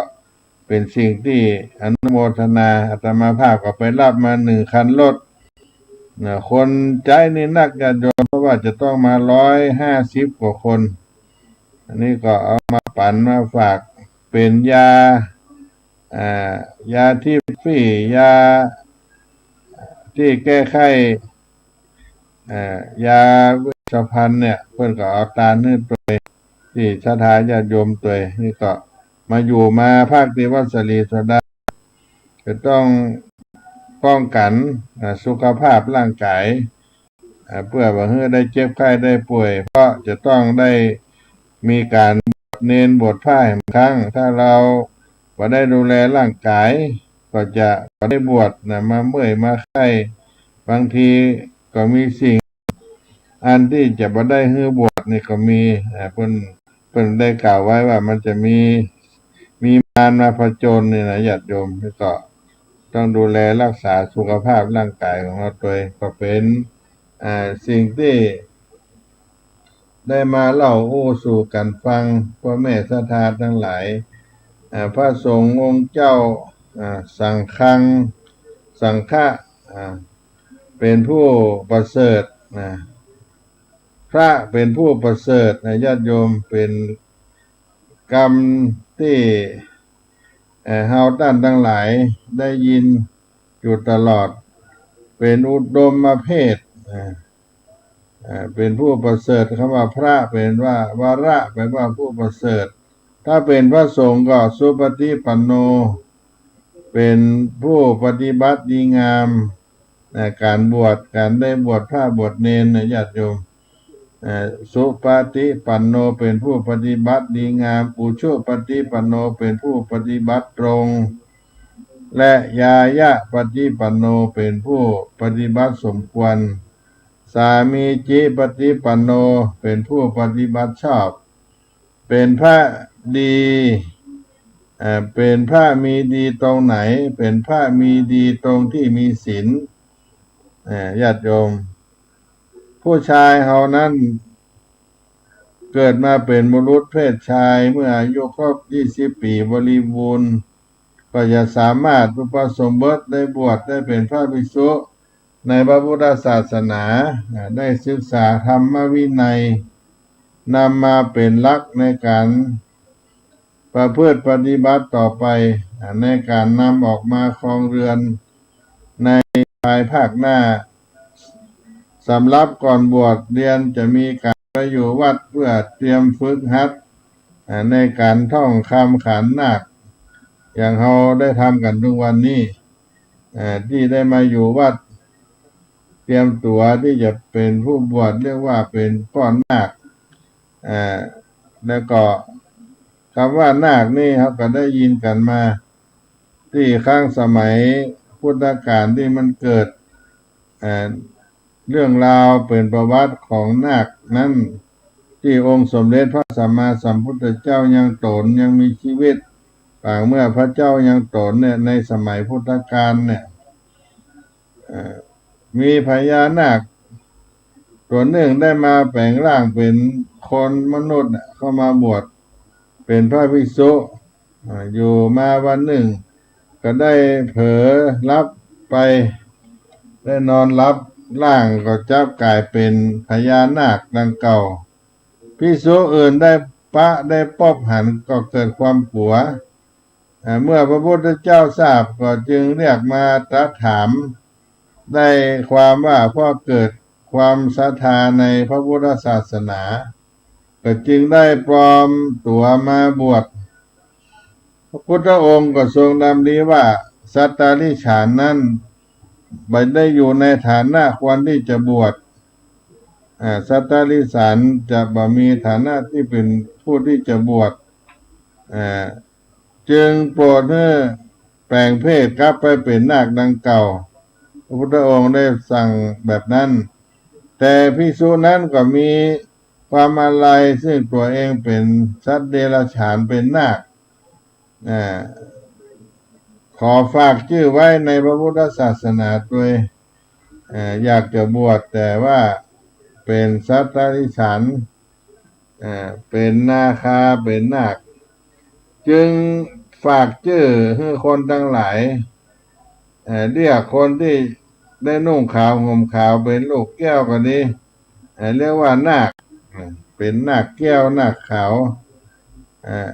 ก่อนที่จะบวชเป็นพระเป็นสามเณรในญาติโยมที่ได้หันนี่ก็เป็นเรื่องราวอย่างหนึ่งการบวชถ้าเราได้เข้ามาสู่พระพุทธศาสนาการบรรพชาการอุปสมบทก็มีอยู่2 ประการซึ่งเราก็จะต้องได้ ผู้ได้หันกันมาโดยตลอดนี่ก็มาได้มาศึกษาธรรมะจากพระพุทธศาสนาการบวชเป็นพระภิกษุบวชเป็นสามเณรที่ได้เข้าสู่ร่มผ้ากาสาวพัสนี่ก็เป็นผู้ที่ออกจากบ้านจากเรือนเข้ามาอยู่ในร่มเงาแห่งโพธิร่มธรรมแห่งพระพุทธศาสนาก็เป็นสิ่งที่ต้องได้ศึกษากันอีกมากมายก่ายกองกับการได้ประพฤติปฏิบัติธรรมในบวรพระพุทธศาสนาก็จะให้ญาติโยมได้ฟังกีตาธรรมแห่งสักกรรมกันเนาะก็ให้มาพบกันอีก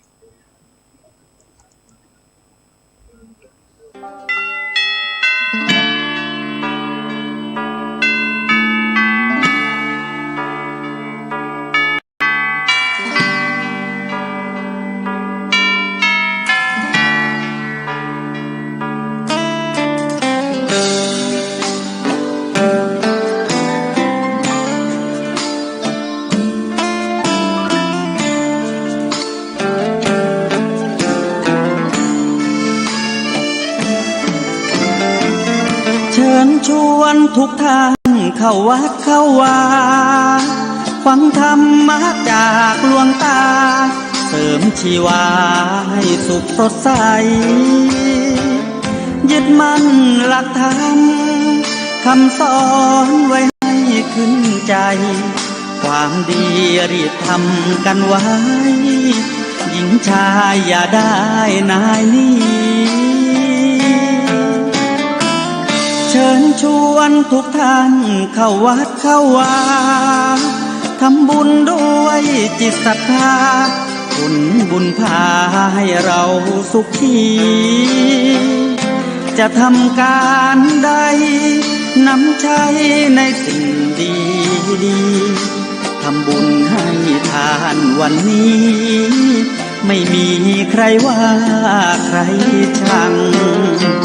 สมัยก่อนประทับใจปู่ย่าตายายวันพระไม่เคยเบื่อหน่ายจำได้ไม่ลืมสักครั้งเหตุใดวันนี้มีคนเข้าวัดน้อยจังอยากให้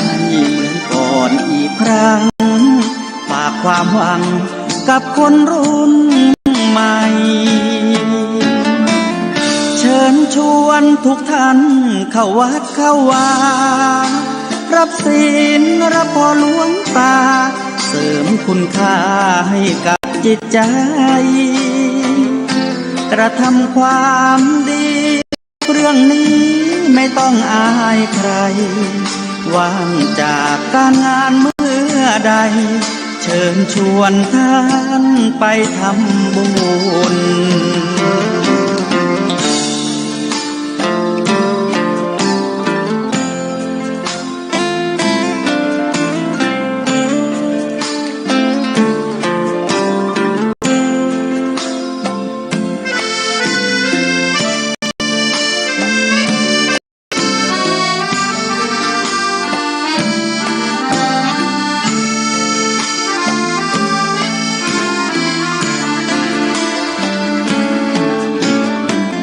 เชิญชวนทุกท่านเข้าวัดเข้าวารับศีลรับพรหลวงตาเสริมคุณค่าให้กับจิตใจกระทำความดีเรื่องนี้ไม่ต้องอายใครว่างจากการงานเมื่อใดเชิญชวนท่านไปทำบุญกระทำความดีเรื่องนี้ไม่ต้องอายใครฝากเพลงเชิญชวนหญิงชายอย่าอายเรื่องการทำบุญ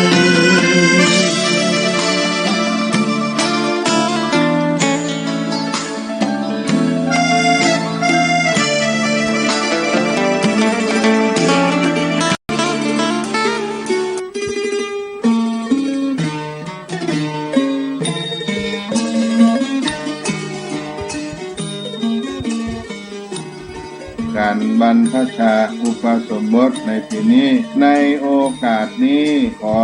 เจริญพรเชิญชวนพุทธศาสนิกชนทั้งหลายได้ร่วมบุญบรรพชาอุปสมบทราษฎรบนพื้นที่สูงประจำปีพุทธศักราช 2569 ปีที่ 61 ในโครงการพระธรรมจาริกได้บรรพชาอุปสมบทจำนวน193 รูปถวายเป็นพระราชกุศลสมเด็จพระนางเจ้าสิริกิติ์พระบรมราชินีนาถพระบรมราชชนนีพันปีหลวงในวันที่ 12 กรกฎาคม พุทธศักราช 2569 ณ พระอุโบสถวัดเบญจมบพิตรดุสิตวนาราม กรุงเทพมหานคร และวันที่ 13 กรกฎาคม พุทธศักราช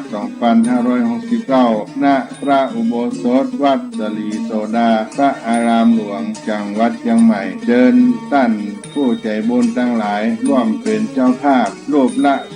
2,500 บาท หรือตามกำลังเจตนาศรัทธาที่จะได้ร่วมบุญกันณโอกาสนี้ก็ขอประชาสัมพันธ์บอกบุญกับทุกท่านขออนุโมทนาล่วงหน้าของทุกท่านได้ประสบความสุขความเจริญได้ร่วมเป็นเจ้าภาพบวชเนนบวชพระในปีพุทธศักราช 2569 ครับวัดสลีโสดาพระอารามหลวงโครงการพระธรรมจาริกในปีนี้ทุกท่านทุกคน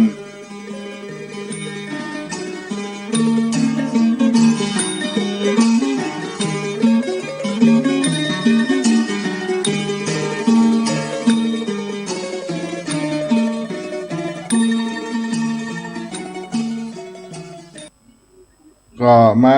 มาจากกันถึงการได้ร่วมบุญกุศลศรัทธาญาติโยมทั้งหลายเกี่ยวกับได้ศึกษาธรรมคำสอนในพระพุทธศาสนาเรียกว่าการบวชในคำสอนในทางพระพุทธศาสนาเราได้เข้ามาสู่ร่มผ้ากาสาวพัสเรียกว่าเป็นพระภิกษุเป็นสามเณรได้เว้นสิ่งที่เป็นฆราวาสญาติโยมประพฤติชาอุปสัมปทาคือการบวชเป็นเณรเป็นพระได้เข้ามาสู่ร่มผ้ากาสาวพัสได้ก็ได้ศึกษาธรรมเขาได้บวชเพื่อค้นคว้าเป็นการค้นคว้าศึกษาได้เรียนได้รู้ในหลักธรรมคำสอนในพระพุทธศาสนาของเราด้วยช่วงนี้ก็มีเยาวชนได้มาอบรมกันในเบื้องต้นวันที่22ไปถึงวันที่3 กรกฎาคมญาติโยมก็จะฝึกการท่องกรรมขอบรรพชาอุปสมบทอย่างต่างๆเหล่านี้เรียกว่าการฝึกกรรมบรรพชา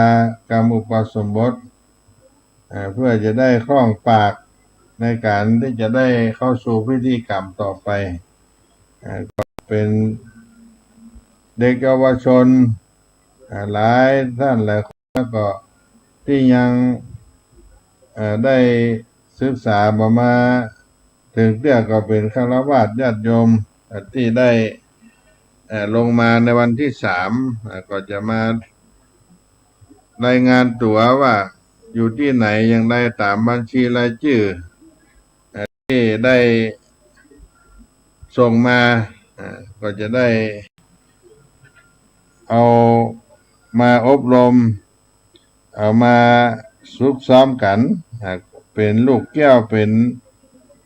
นาคซ้อมการบวชกันบรรพชาอุปสมบทก็จะเริ่มต้นในวันที่3 กรกฎาคมใน วันพวกวันเฮอนี่หน่อยญาติโยมคือก็ได้ประชาสัมพันธ์กับพี่น้องศรัทธาว่ามีกิจกรรมมีงานเกิดขึ้นแล้วเป็นช่วงเป็นระยะของวัดศรีโสดากับคณะพระธรรมจาริก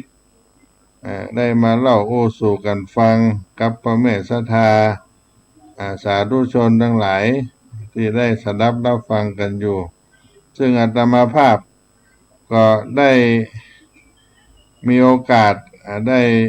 เวลาถวายจากอาจารย์พระครูสมุวิศวัตรวรกิจโจท่านได้ถวายเวลาให้กับอาตมาภาพได้มาพบบอกบุญกับพี่น้องศรัทธาตายกรายนิกาทั้งหลาย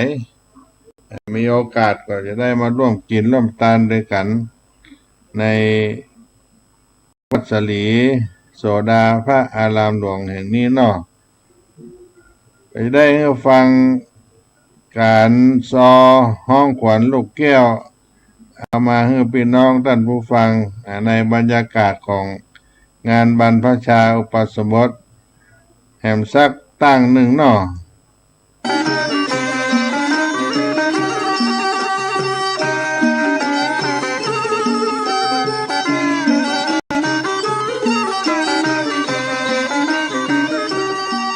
ก่อนที่จะมัดมือถือขวัญขอสาธุการเฮียก่อนเบื้องผู้ข้าน้อยมอนจะขอปัดห้องปัดให้ตั้งข้อละ13น้ำ16ขอให้มันตกลงไปไกลๆตกลงแม่น้ำวังใสนะฮือไหลไปลายเมืองปอก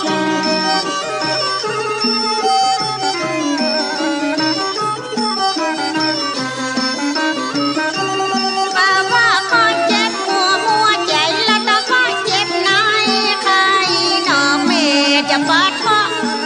เจ้าออกก็ไปด้วยกัดขาบาลีว่าอมปุดโธปุดทัดละคือได้กำจัดถอยหนีว่าอมธรรมะทำดีคือเพราะได้หนีได้ไป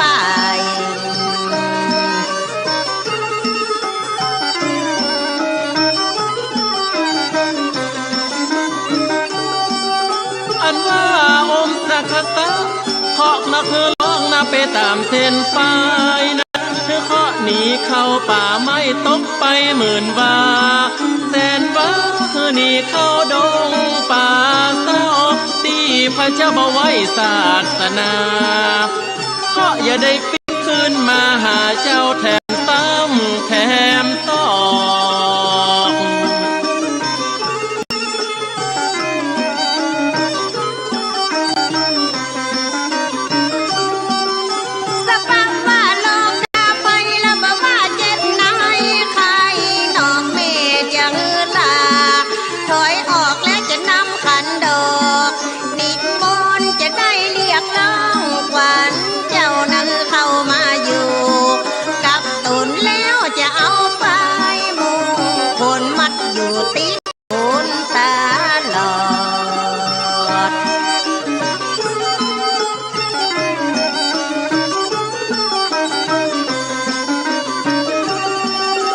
เชิญตามทิศสองขวัญเจ้าจุงมาปันนามา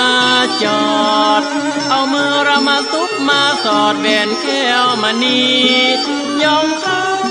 ขอเจอละมาส่งห่มตุ้งตั้งผ้าตาหิ้งตาจำผ้าม้วนผ้าไหมแปลงามตั้งสีลายแสงแปลงก้า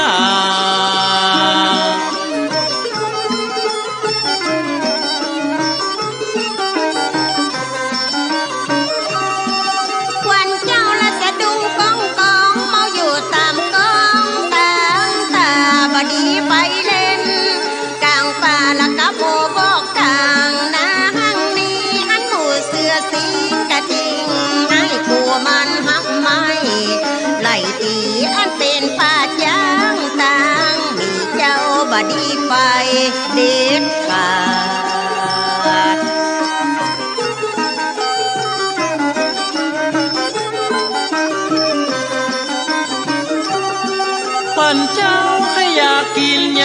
มโคนมปังมีนี่นักละขนา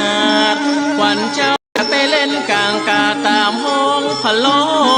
เขาต้อยไปปอหมู่เจ๊กหน้าหมู่แขกต้องดูนะกูว่ากลางหมอยเป็นจาดกว่าดำคอยต่อยปากบ่หูก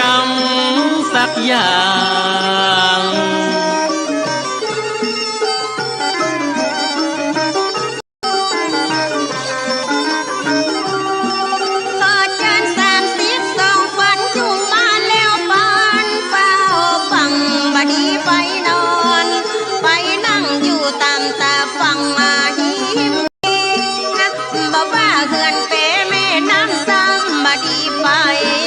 เป็นจริงขวัญเจ้าอย่าเมาเป่าวิ่งกับหมู่ห้างสาวเจ้าแม่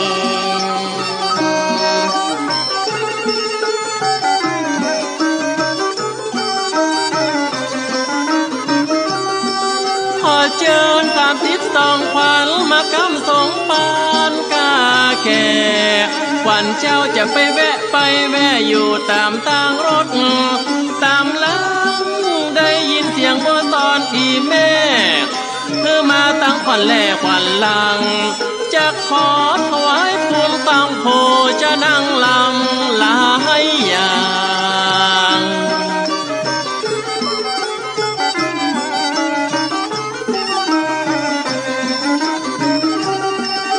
ก็เชิญขวัญเจ้ามาฉันละมีตังก้อยจันก้อยขังละมีตังนมไต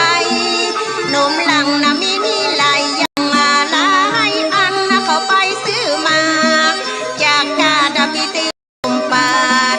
นมตาลมีเพลวเข้าเมาเข้ามันนะบัวลอยไข่หวานหลายอย่าง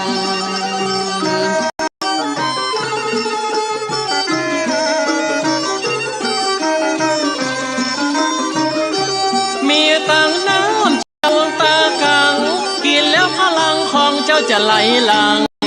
เจิญขวัญลานอนมานั่งมีตังสาดน้อยพรมดีมากินมานอนมานั่งขวัญเจ้าอย่าได้ฟังลานีมาฟังจังซอดนตรีเสียงม่วนวอนดีขับกล่อม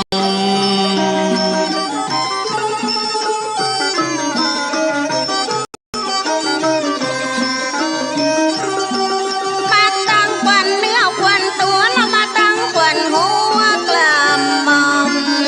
อย่าได้ซบเศร้าเหงาง่อมแล้วมาตั้งขวัญต่อมมาตาดำยืนมาจุมดวงดอกไม้เปิดต้อมมาใส่ลายลำเขาตกแต่งห้างดาตำใส่ขันนมแมวแถวทาง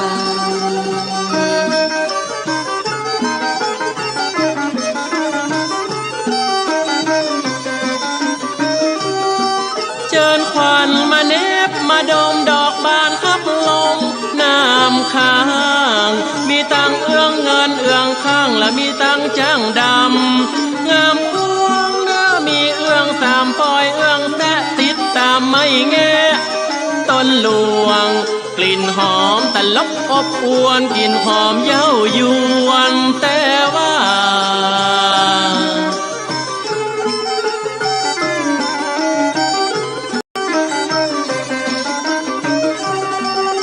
ก็เจิญแสนสิส่งขวัญอย่าได้ผีปวนด่วนลาขวัญเจ้าอย่าได้ตกขับป้าขวัญอย่าได้ลาเดินดงขอเจิญละมาจมดวงดอกละมีตึงคำมอกการหลวงมีเพลวไข่ยอมไข่โยงสาหลับมีดงหอมถึง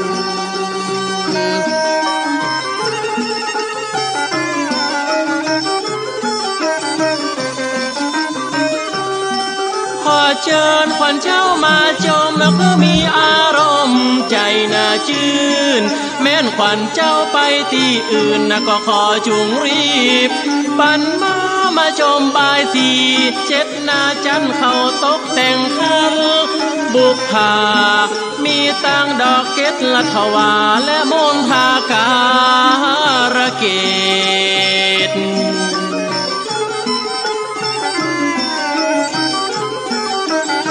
ข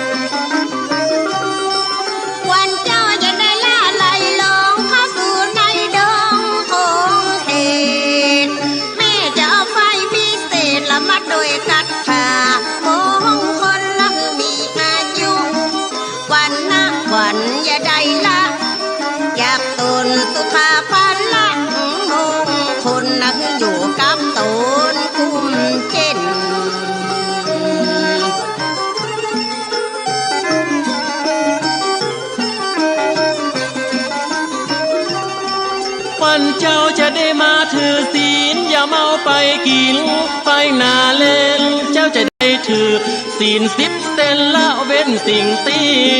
เมาไม้เจ้าจะได้ละไว้ตั้งแก้วรามณีใส่ลาตั้งผ้าม้วนผ้าไหมตั้งเชียระนายใส่ซอง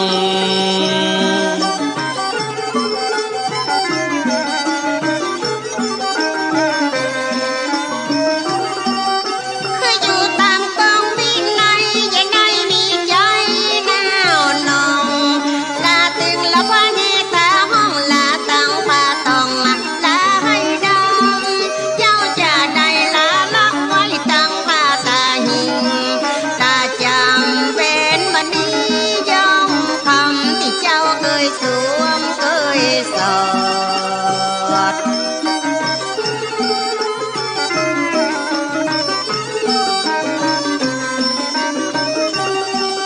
เจ้าอย่าละเป็นห่วงเป็นใยเฮอตัดอะไรใจจอดลาตั้งแหวนละที่เคยสูบสอดลาตั้งเครื่องยองของดีของที่เจ้าเคยใจลาตั้งดอกไม้ใบายสีเต้นละขพวงเจ้าดวงมณีอันหมู่นารีตกแต่ง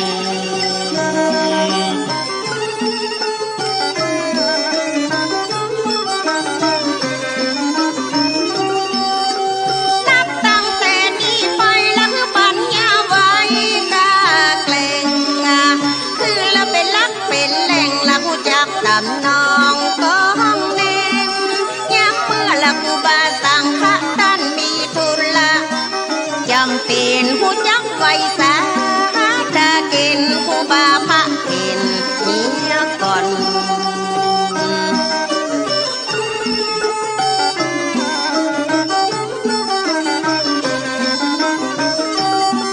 ไปฟังนะคำสั่งคำเตือนจะไปเนี่ยเหมือนว่าเป็นละอ่อนนะจะไปเล่นไพ่เล่นบ่อนเล่นเหมือนหมูงัวหมูควายอย่าเป็นคนให้คนดื้อมันจังปาฮือเสียหายนะต้นจักติเสียนเล่ายายเป็นที่ละอายขนาด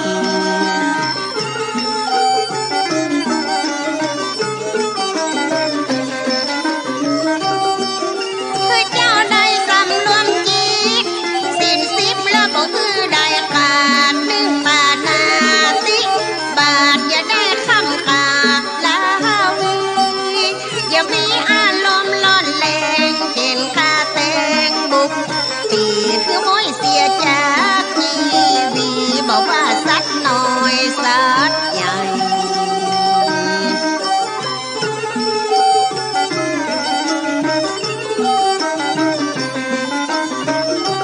อาทิลหน้า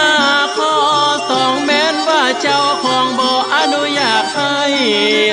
เจ้าอย่ามีใจมักง่ายอย่าไปขี้โลภคงได้บอกว่าเข็มเล่มฝ่ายเส้นเจ้าอย่าได้คิด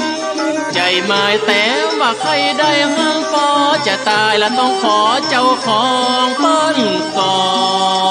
น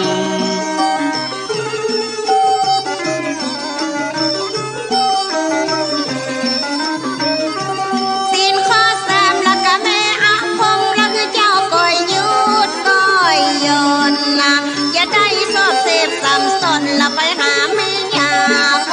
นยิงคบโมละแม่ย่านานลีนั้นตึงละบดี เป็นจิตใจเจ้าอย่าเมาคันลิงกับหมูไม่ยิงเด็ดขาด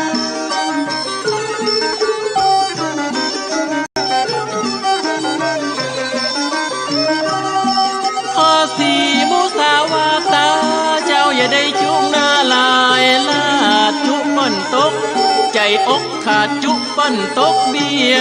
เสียเนื้อบดีจุคือเปิ้นบาง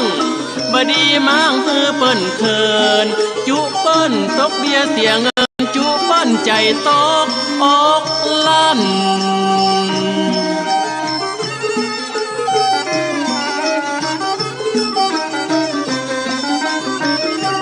สิ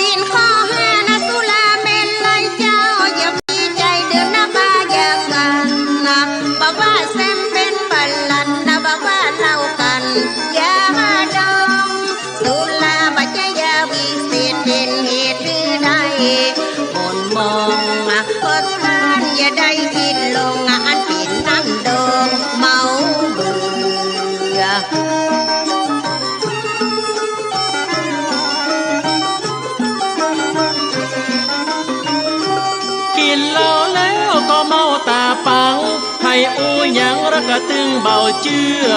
บางคนแล้วก็กินเชื่อเมาเป็นพะลุงจังเกิดโมโหโกธาอยากคือเป็นโทษโตสั่งอยากคือใจได้ลงตางเจ้าควรจะระวังแน่นาย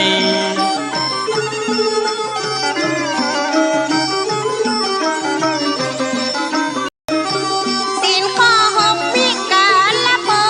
ห้ามบ่คือฉันอย่ามองตาวันบ่ายมองตาวันบ่ายใจบดีกินยังมาสักอันผัดดาของสุกกับไฟแล้วมีในตั้นห้ามบ่คือฉันได้แต่ลูกสมหัวมันและอุตตะกังน้ำเปล่า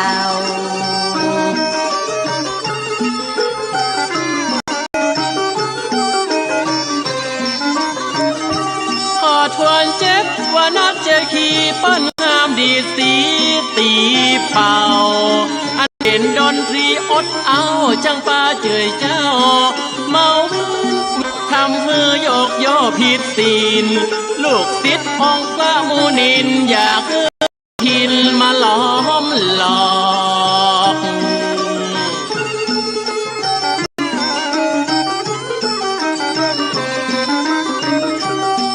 ข้อแปดนำมาลากันพระคือเจ้าได้ละยังความสกปรกข้อนี้เปิ้นทำเด็ดดอกสลิดเต่งยองมาหายาอันเป็นเครื่องย่องหัวสูงอย่าได้ทะลงส่งหาอันเป็นนั่งจันมันตามาลาเปิ้นห้ามทุกอย่าง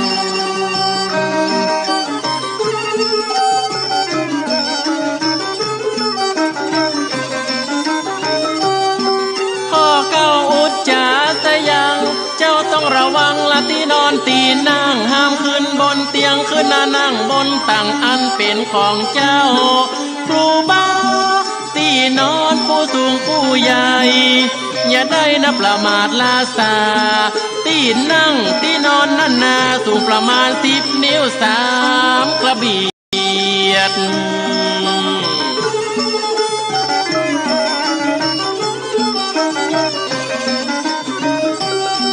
เมื่อเจ้าได้มาเป็นลักยมก็ได้อบรมนำมาอย่างละเอียดเป็นหน้าบุญสูงเกียรติจะได้บวชเป็นสามเณรหนีจากอบายมุขหนีจากความทุกข์ยากเข็นจะได้พบความลมเย็นถือศีลกินเพนบ่ขาด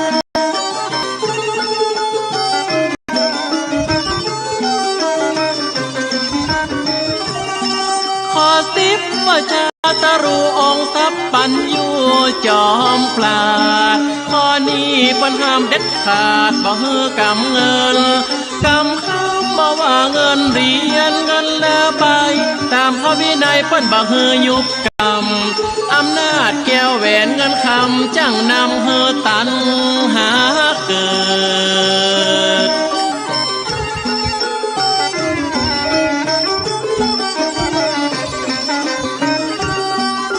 จะได้เป็นพระเป็นเน้นนะอย่าออกนอกเกณฑ์เลยเถิดทำจิตใจคือประเสริฐจะเกิดกุศลผลบุญนะพอคือสมมโนจิตลูกศิษย์ของพระดาหุ่นจะได้ตอบคุณใส่คุณเหือพ่อกับแม่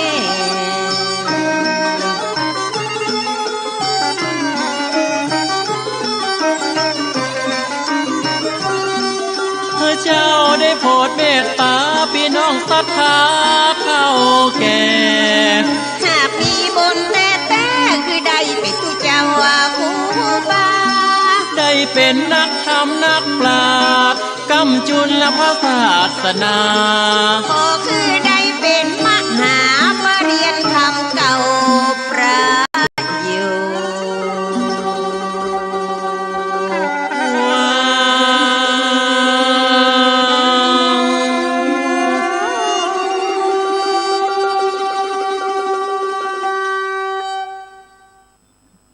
ท่านสาธุชนทั้งหลายก็ได้สดับรับฟังรายการธรรมะจากวัดสลีโสดาพระอารามหลวงจังหวัดเชียงใหม่โดยอาตมาท่านพระครูปัญญาสังฆการ หรือท่านพระครูพรหมินทร์เป็นผู้ช่วยเจ้าอาวาสวัดสลีโสดาพระอารามหลวงได้มาออกอากาศสถานีวิทยุคลื่น FM 104.50 เมกะเฮิรตซ์ในวันนี้เป็นวันพุธที่1 กรกฎาคมเป็นวันเริ่มต้นวันใหม่วันเดือน10เดือน10ปฐมะลงเดือนแฮมญาติโยมวันนี้เดือนแฮมก็มีท่านพระครูวีรกิจสถาพรหรือท่านครูบาเหมยวัดทาศพเศร้าเจ้าคณะตำบล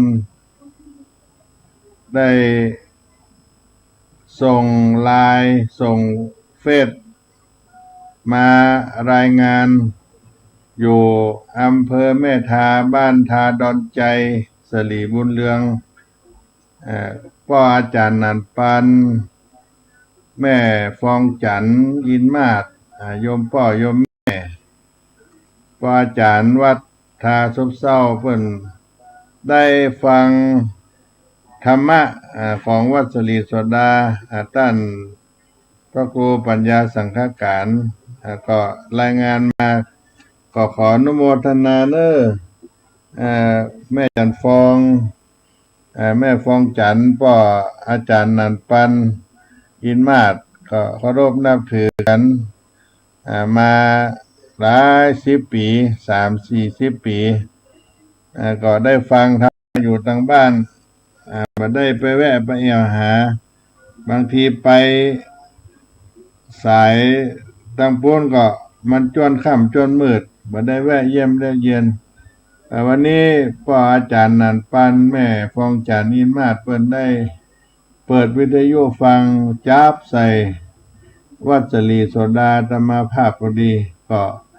ฟังอยู่ตอนนี้ก็ขอให้มีสุขภาพแข็งแรงได้เป็นร่มโพล่มไทรของลูกของหลานโดยเฉพาะพ่ออาจารย์นันปันแม่ฟองจันนั่นก็เป็นโยมพ่อโยมแม่ของท่านพระครูวิรกิจสถาพรเป็นลูกศิษย์วัดศรีโสดานี่ตนหนึ่งได้มาศึกษาเราเรียนปัจจุบันก็เป็นอาจารย์ใหญ่โรงเรียนสามัคคีวิทยาวัดทาศพเศร้าและพ่ออาจารย์นันปันก็เป็นพ่ออาจารย์ประจำวัดทาศพเศร้าอาตมาภาพก็ไปแวะไปเยียนอยู่ตลอดถ้าไปสายนั้นเพื่อนก็ชอบฟังวิทยุคลื่นสีขาวโดยเฉพาะตุลุงยองเนี่ยเพิ่นเป็นแฟนคลับตุลุงยองเนี่ยนะพ่ออาจารย์นันปันเพิ่นก็โทรศัพท์ไปไปทักทายตุลุงชัยวัฒน์ตุลุงยองวัดดอยหล่อเนี่ยอาตมาภาพได้ยินเพิ่นฟังตอนเจ้าตอนเป็นแฟนคลับตุลุงยองเหมือนกันเปิดคลื่นสีขาวของอาจารย์พระครูอภิวัฒนวิกรมวัดปากทางเจริญฟังตลอดแล้วก็เวลาเพิ่นทำบุญเพราะอาจารย์นันปันก็จะทำบุญด้วยคลื่นสีขาวอาจารย์พระครูอภิวัฒนวิกรมเนี่ยเพิ่นจะฟังตุลุงยองแล้วก็ครูบาอาจารย์คลื่นสีขาวโดยถ้าลิงก์สัญญาณไปหาในสถานีอื่นๆก็จะได้ยินทางวัดฝ่ายหินด้วยวันนี้เพิ่นก็ได้ฟังธรรมะจากวัดสลีโสดาวัดฝ่ายหินอาจจะเป็นการลิงก์สัญญาณไปทางคลื่นสีขาวเพิ่นได้เปิดพบกับอาตมาภาพเพิ่นเป็นFC ตุลุงยองวัด ดอยหล่อพระธาตุดอยหล่ออาตมาภาพก็เคยไปเยี่ยมไปปะตุลุงยองอยู่เป็นเปิ้นดูแลท่านหลวงพ่อเจ้าหน้าอำเภอดอยหล่อเป็นอู้กำยองพ่อจันนันปันนี่ก็เป็นFC ทำบุญไหว้ตาลอยู่ตลอดแล้วก็อาตมาภาพไปเยี่ยมพ่ออาจารย์นันปันอินมาศแม่ฟองจันทร์นิมาศเพื่อก็เอาสตางค์หอมอาตมา100-200อาตมาก็เอาไปทำบุญที่อนุสาวรีย์ครูบาเจ้าสิริวิจัยเอาไปใส่ตู้บริจาคที่ขวางอนุสาวรีย์ของพ่ออาจารย์นันปันสุขภาพแข็งแรงจะได้เจ็บไข้ได้ป่วยให้มีสุขภาพแข็งแรงตึงแม่ฟองจันทร์พ่ออาจารย์นันปันแม่ฟองจันทร์ยินมาศได้เป็นร่มโพล่มไทรลูกหลานเปิ้นเป็นอดีตผู้ใหญ่บ้านดอนใจแล้วก็อาจารย์วัดทาซบเศร้าตัวก็มีอายุ80ปลายละก็แก่แม่ฟองจันทร์ก็อายุก็ย่างเข้า80ละนี่ก็สุขภาพก็ไปตามวัยตามอายุวันนี้ได้ฟังธรรมะของอาตมาก็ขอหายเจ็บไข้ได้ป่วยเนอะแล้วก็ได้ฟังซอตัวเพื่อนเป็นแฟนครับตุลุงชัยวัฒน์ตุลุงยองที่ขึ้นสีขาววัดดอยหล่อปากตังเจริญนี่นะก็เป็นผู้ที่ได้มีลูกเป็นพระครูเจ้าคณะตำบลเป็นเจ้าวาดวัดทาซบเศร้าอำเภอแม่ทาจังหวัดลำพูนอาตมาก็ขึ้นล่องต้องเตียว30 กว่าปีอำเภอแม่ทาก็จนถึงปัจจุบันนี้วัดทาซบเศร้าทาดอนใจทาใต้ทาเหนือไปช่วยการช่วยงานสมัยตะก่อนปัจจุบันก็มีการเจริญหลายสิ่งหลายอย่างก็ค่อยได้ไปก็ไปแวะไปเยี่ยมเยียนอยู่มาได้ขาดสายกันก็ไปมาหาสู่กันตลอดก็อนุโมทนาเนอพ่ออาจารย์นันปันแม่ฟองจันทร์อินมาศของมีสุขภาพแข็งแรงได้ฟังซอของลูกแก้วหรือว่าไตรรัตน์รัตนะในพระพุทธศาสนาของเฮานี่ญาติโยมพระรัตนตรัยก็คือแก้ว3 ดวงลูกแก้วก็คือแก้วที่จะเข้าสู่ในรัตนะทั้ง3ประการนี้แก้ว3 ดวงเป็นพระพุทธพระธรรมพระสงฆ์ที่เปิ้นได้สักการะบูชาแปลงกล้าหาอันใดมาเปรียบมาเทียมบ่ได้แก้ว3 ดวงแก้วชีวิตแก้วอันประเสริฐที่เฮาท่านทั้งหลายได้กราบได้ไหว้ได้สักการะบูชาตามหลักของพระพุทธศาสนาแก้วทั้ง3 ดวงนี้เป็นทั้งปริยัติปฏิบัติปฏิเวทคือเป็นสัทธรรมเป็นพระสัทธรรมทั้งหมดทั้งมวลถึงภาคทฤษฎีภาคปฏิบัติภาคผลการปฏิบัติที่เรียกว่าปฏิเวทนั้นรวมเป็นในแก้ว3 ดวงนี้ฉะนั้นเจ้าพุทธทุกท่าน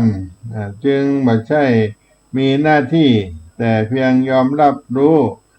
รู้จักว่ามีพระพุทธพระธรรมพระสงฆ์ต้องอ่านแต่ก็จะต้องปฏิบัติตามโดยการน้อมเอาพระพุทธเจ้าพระธรรมเจ้าพระสังฆเจ้ามาเป็นแนว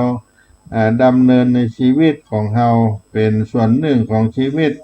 ประจำวันเลยทีเดียวฉะนั้นแก้วทั้ง3 ประการแก้ว3 ดวงก็จริงได้เป็นแก้วชีวิตของเราเจ้าพุทธเราทั้งหลายศึกษาเข้าใจเกี่ยวกับเรื่องแก้วทั้ง3 ดวงนี้เพราะพยายามที่จะปฏิบัติให้ได้เป็นสิ่งที่อันประเสริฐในชีวิตของเรา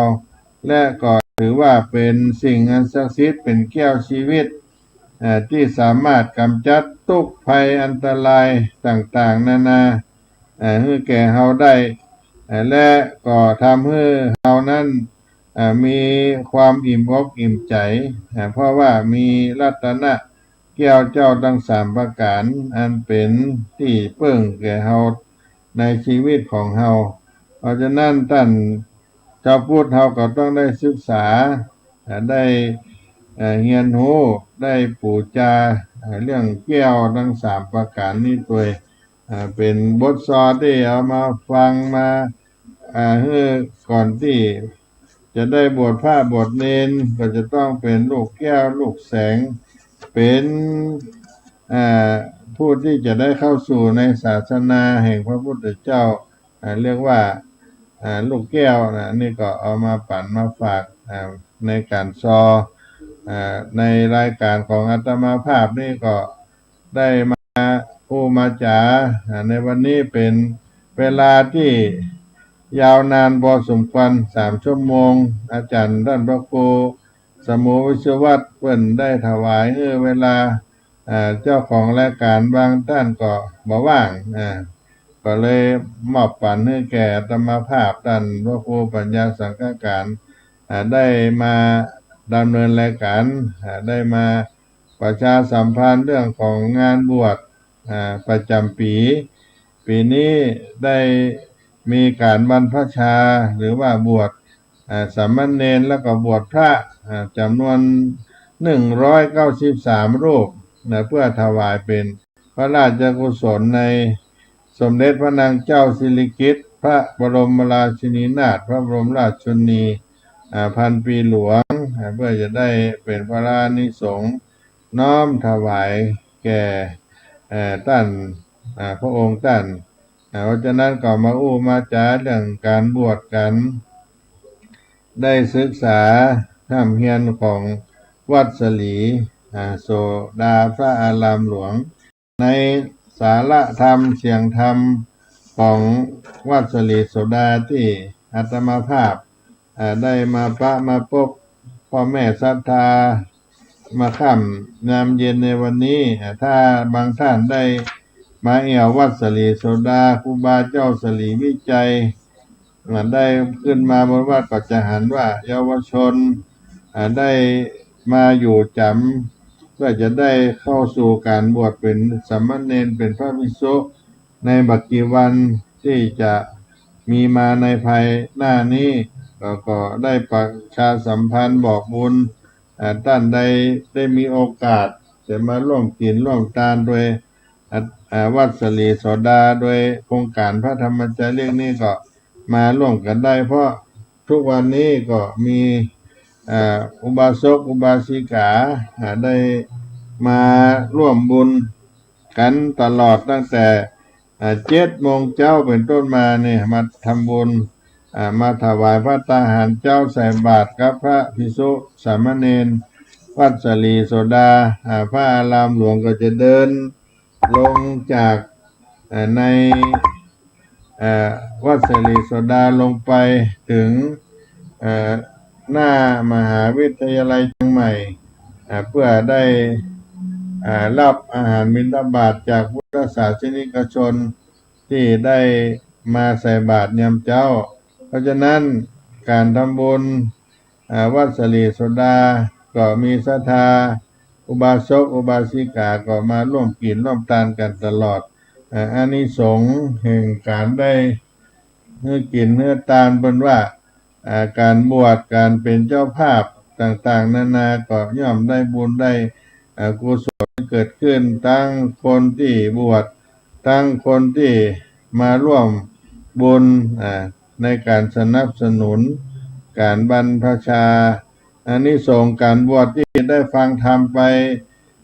ตอนต้นรายการนั้นก็เป็นเรื่องราวของการได้เข้าบวชในพุทธศาสนาบิดามารดาก็ได้เพิ่งคุณใน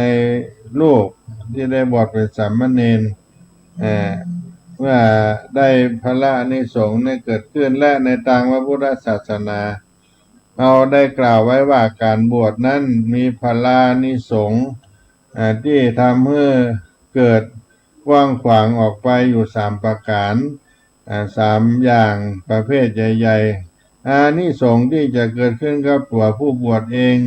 อานิสงส์ที่จะเกิดขึ้นกับโยมพ่อโยมแม่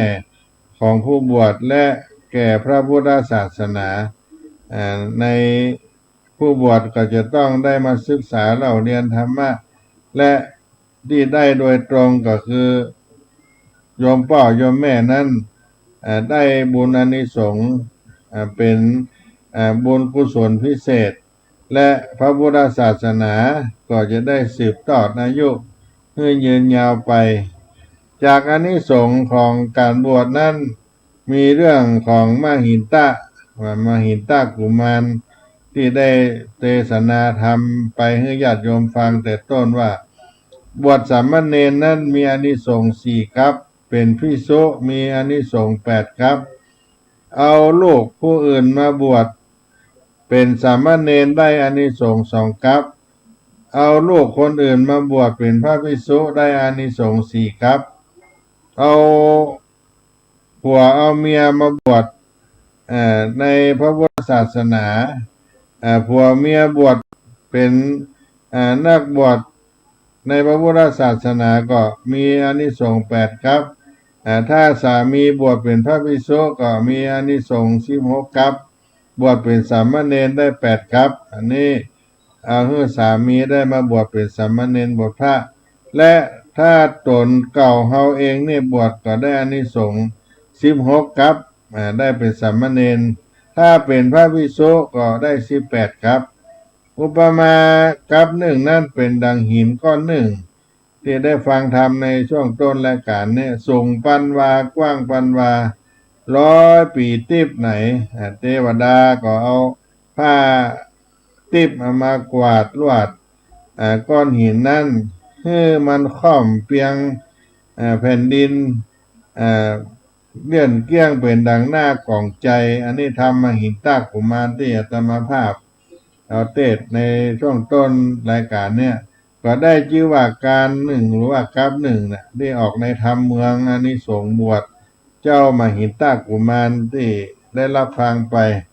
อันนี้อานิสงส์ในการบวชก็ต้องเกิดขึ้นนั้นยิ่งใหญ่ไพศาลเกิดขึ้นครับผู้ที่ได้บวชเองแล้วก็ผู้ที่ได้เป็นเจ้าภาพมีพ่อมีแม่เป็นต้นเพราะว่าพระพุทธเจ้านั้นได้กล่าวว่าพ่อแม่ถึงแม้จะเลิกลากันไปแต่ว่าถ้าลูกเป็นพ่อจาได้บวชเป็นสามเณรเป็นพระภิกษุก็จะได้บุญทันทีทันควันนี่เป็นบุญพิเศษบุญอย่างอื่นนั้นจะต้องได้ไปอนุโมทนาเหตุก่อนถึงจะได้บุญอันนี้คุณพ่อคุณแม่ได้ทันทีอันนี้ของที่ได้เอาลูกได้บวชในพระพุทธศาสนาอาตมาภาพก็ได้นำเอามาเล่าโอสู่กันฟังครับท่านพุทธศาสนิกชนทั้งหลายการได้มีอานิสงส์ในการบวชในการศึกษาธรรมในการห้ามการเฮียนที่ทางโครงการพระธรรมจารีของเราได้จัดได้ทำนี่ก็เป็นการทำมาเป็นปีที่61แล้วญาติโยม2508นั้นเริ่มการจัดงานบวชนั้นนี้มาจนถึงปัจจุบันเป็นเวลา61ปีก็ยาวนานพอสมควรเพราะฉะนั้นได้มีโอกาสได้มาบอกบุญศรัทธาญาติโยมก็ขออนุโมทนาที่ได้ร่วมเป็นเจ้าภาพในปีนี้ก็ได้บวช193 รูปถวายเป็นพระราชกุศลให้กับสมเด็จพระนางเจ้าสิริกิติ์พระบรมราชินีนาถเน้อญาติโยม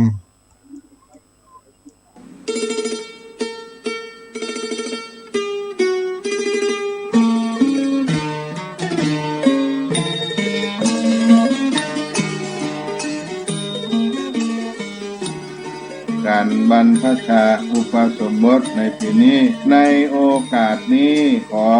เจริญพรเชิญชวนผู้ พุทธศาสนิกชนทั้งหลายได้ร่วมบุญบรรพชาอุปสมบทราษฎรบนพื้นที่สูงประจำปีพุทธศักราช 2569 ปีที่ 61 ในโครงการพระธรรมจาริกได้บรรพชาอุปสมบทจำนวน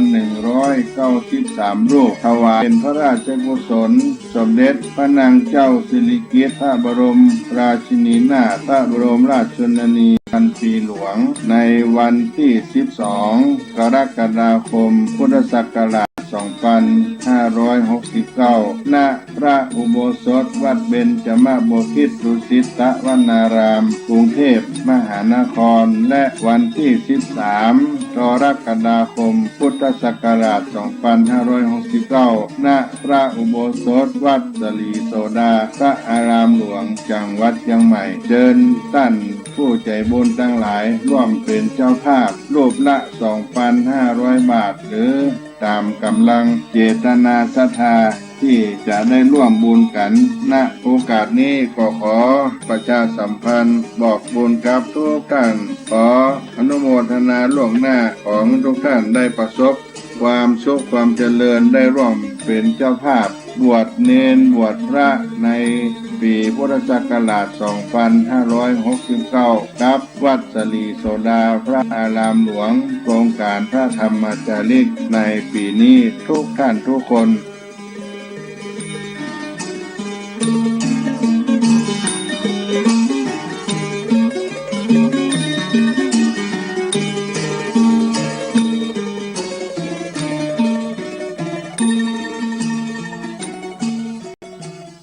ท่านพุทธศาสนิกชนทั้งหลายมีโอกาสได้มาร่วมกินหอมตาลกับวัดสลีโสดาในนามของวัดศรีโสดาก็ขออนุโมทนากับท่านทั้งหลายณโอกาสนี้ตัวที่ได้ร่วมกันเป็นเจ้าภาพได้กินได้ทานได้สนับสนุนสืบทอดอายุพุทธศาสนาได้กำจูพระพุทธศาสนาเพราะว่าบุญจะเป็นที่พึ่งของเฮาปุญญานิปรโลกัสสมิงปฏิฐาโหติปานินังติบุญเท่านั้นเป็นที่พึ่งของสัตว์ทั้งหลายทั้งชาตินี้และก็ชาติหน้าต่อไปทำไมเราต้องทำบุญเพราะเกิดมาอยู่เฉยๆได้ก็ได้มันบ่ได้กินได้ตาเนี่ยเกิดมาอยู่เฉยๆเฮาบ่ได้ทำบุญส่วนตานเฮามาเปรียบว่าถ้าเฮาเกิดมาเฮาบ่กินข้าวได้บ่กินข้าวได้ก็มันก็บ่ได้เฮาก็ต้องมีการสร้างบุญสร้างทานเกิดมาแล้วบ่ทำบุญให้ทานก็เป็นสิ่งที่บ่ดีเพราะฉะนั้นเฮาก็ได้มีธรรมะถ้าเฮาว่ามีธรรมะก็ชีวิตก็บ่สมบูรณ์เพราะว่าธรรมะจะเป็นสิ่งที่หล่อเลี้ยง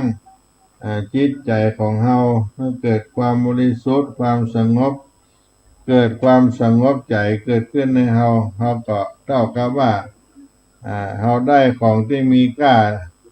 ในชีวิตของเฮาเพราะว่าชีวิตของเฮานั้นมันอยู่ได้บ่เมินนานต่อใด40 50 80 90 ปีก็อาจจะลาละจากโลกนี้ไปแต่ว่าคุณงามความดีบุญกุศลนี้มันบ่ได้ตายตามไปยังคงเป็นที่ให้คุณค่าแก่เฮาถ้าเฮามีคุณมีค่าก็เป็นสิ่งที่จดจำของมหาชนคนทั้งหลายไปเพราะฉะนั้นเราต้องได้บุญเป็นที่พึ่งทำบุญในคำสอนในทางพระพุทธศาสนาของเราศรัทธาท่านทั้งหลายมีโอกาสได้สร้างบุญบารมีร่วมกับวัดสลีโสดาแล้วก็ขอบุญกุศลนั้นจงได้ปกปักรักษาให้ทุกท่านทุกคนได้อยู่ร่วมเย็นเป็นสุขด้วยแล้วก็ขอให้บุญนั้นได้ปกปักรักษาให้ได้ สุขภาพแข็งแรงได้เป็นบุญเป็นกุศลให้เฮาในการสร้างคุณงามความดีสร้างบุญสร้างบารมีที่อาตมาภาพได้กล่าวไปว่าประโยชน์ของการได้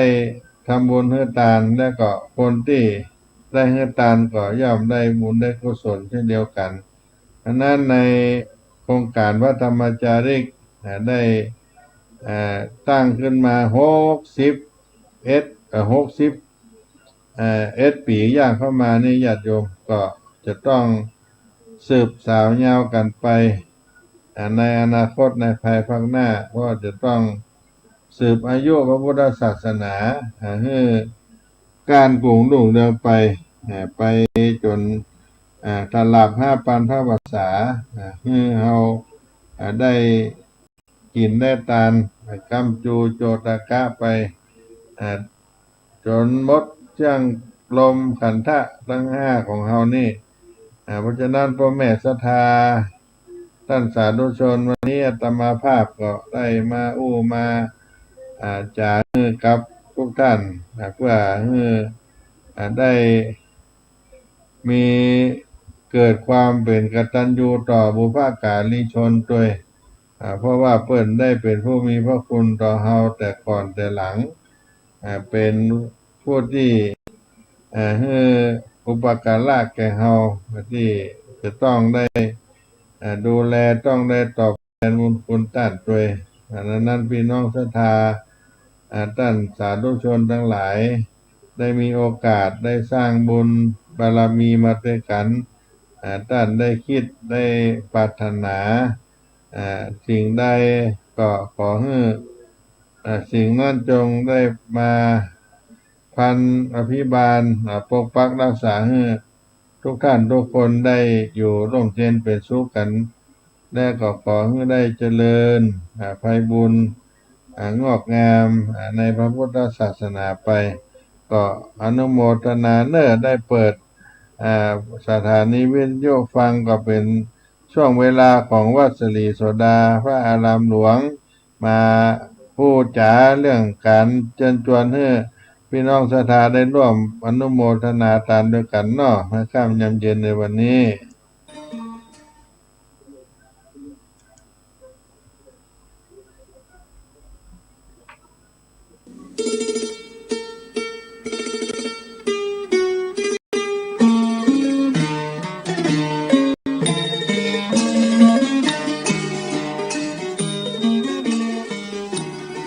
การบรรพชาอุปสมบทในปีนี้ในโอกาสนี้ขอเจริญพรเชิญชวนพุทธศาสนิกชนทั้งหลายได้ร่วมบุญบรรพชาอุปสมบทราษฎรบนพื้นที่สูงประจำปีพุทธศักราช 2569 ปีที่ 61 ในโครงการพระธรรมจาริกได้บรรพชาอุปสมบทจำนวน 193 รูปถวายเป็นพระราชกุศลสมเด็จพระนางเจ้าสิริกิติ์พระบรมราชินีนาถพระบรมราชชนนีพันปีหลวงในวันที่ 12 กรกฎาคม พุทธศักราช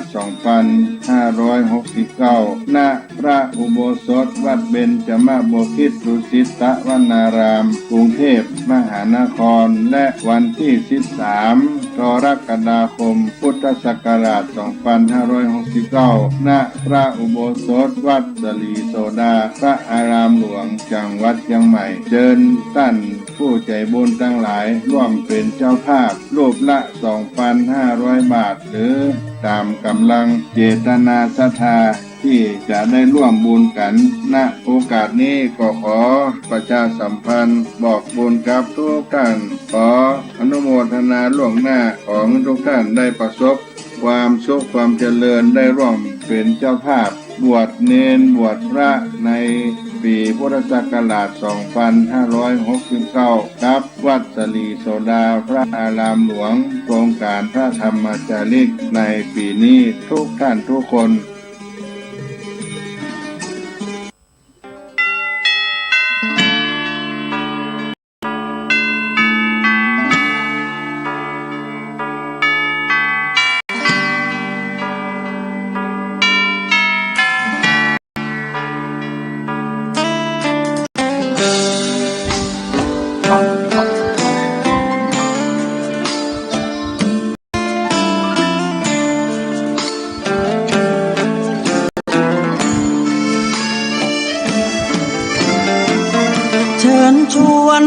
านเข้าวัดเข้าวาฟังธรรมะจากหลวงตาเสริมชีวาให้สุขสดใสยึดมั่นหลักธรรมคำสอนไว้ให้ขึ้นใจความดีรีบทำกันไว้หญิงชายอย่าได้นายนี้เชิญชวนทุกท่านเข้าวัดเข้าวาทำบุญด้วยจิตศรัทธาผลบุญพาให้เราสุขีจะทำการใดนำใช้ในสิ่งดีๆทำบุญให้ทานวันนี้ไม่มีใครว่าใครชังสมัยก่อนประทับใจปู่ย่าตายายวันพระไม่เคยเบื่อหน่ายจำได้ไม่ลืมสักครั้งเหตุใดวันนี้มีคนเข้าวัดน้อยจังอยากให้เหมือนก่อนอีกครั้งฝากความหวังกับคนรุ่นใหม่เชิญชวนทุกท่านเข้าวัดเข้าวารับศีลรับพรหลวงตาเสริมคุณค่าให้กับจิตใจกระทำความดีเรื่องนี้ไม่ต้องอายใครว่างจากการงานเมื่อใดเชิญชวนท่านไปทำบุญ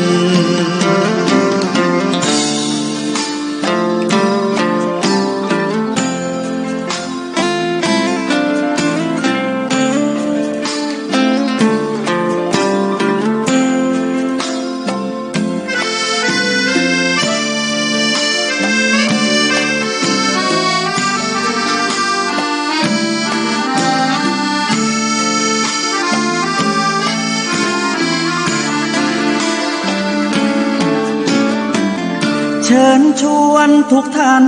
เข้าวัดเข้าวารับศีลรับพรหลวงตาเสริมคุณค่าให้กับจิตใจกระทำความดี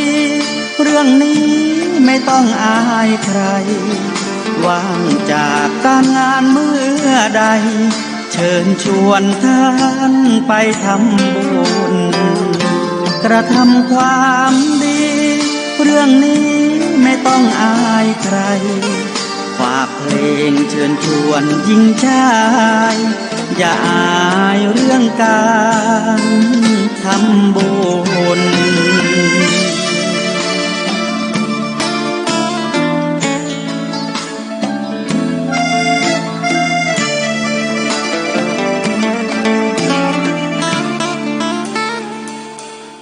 มา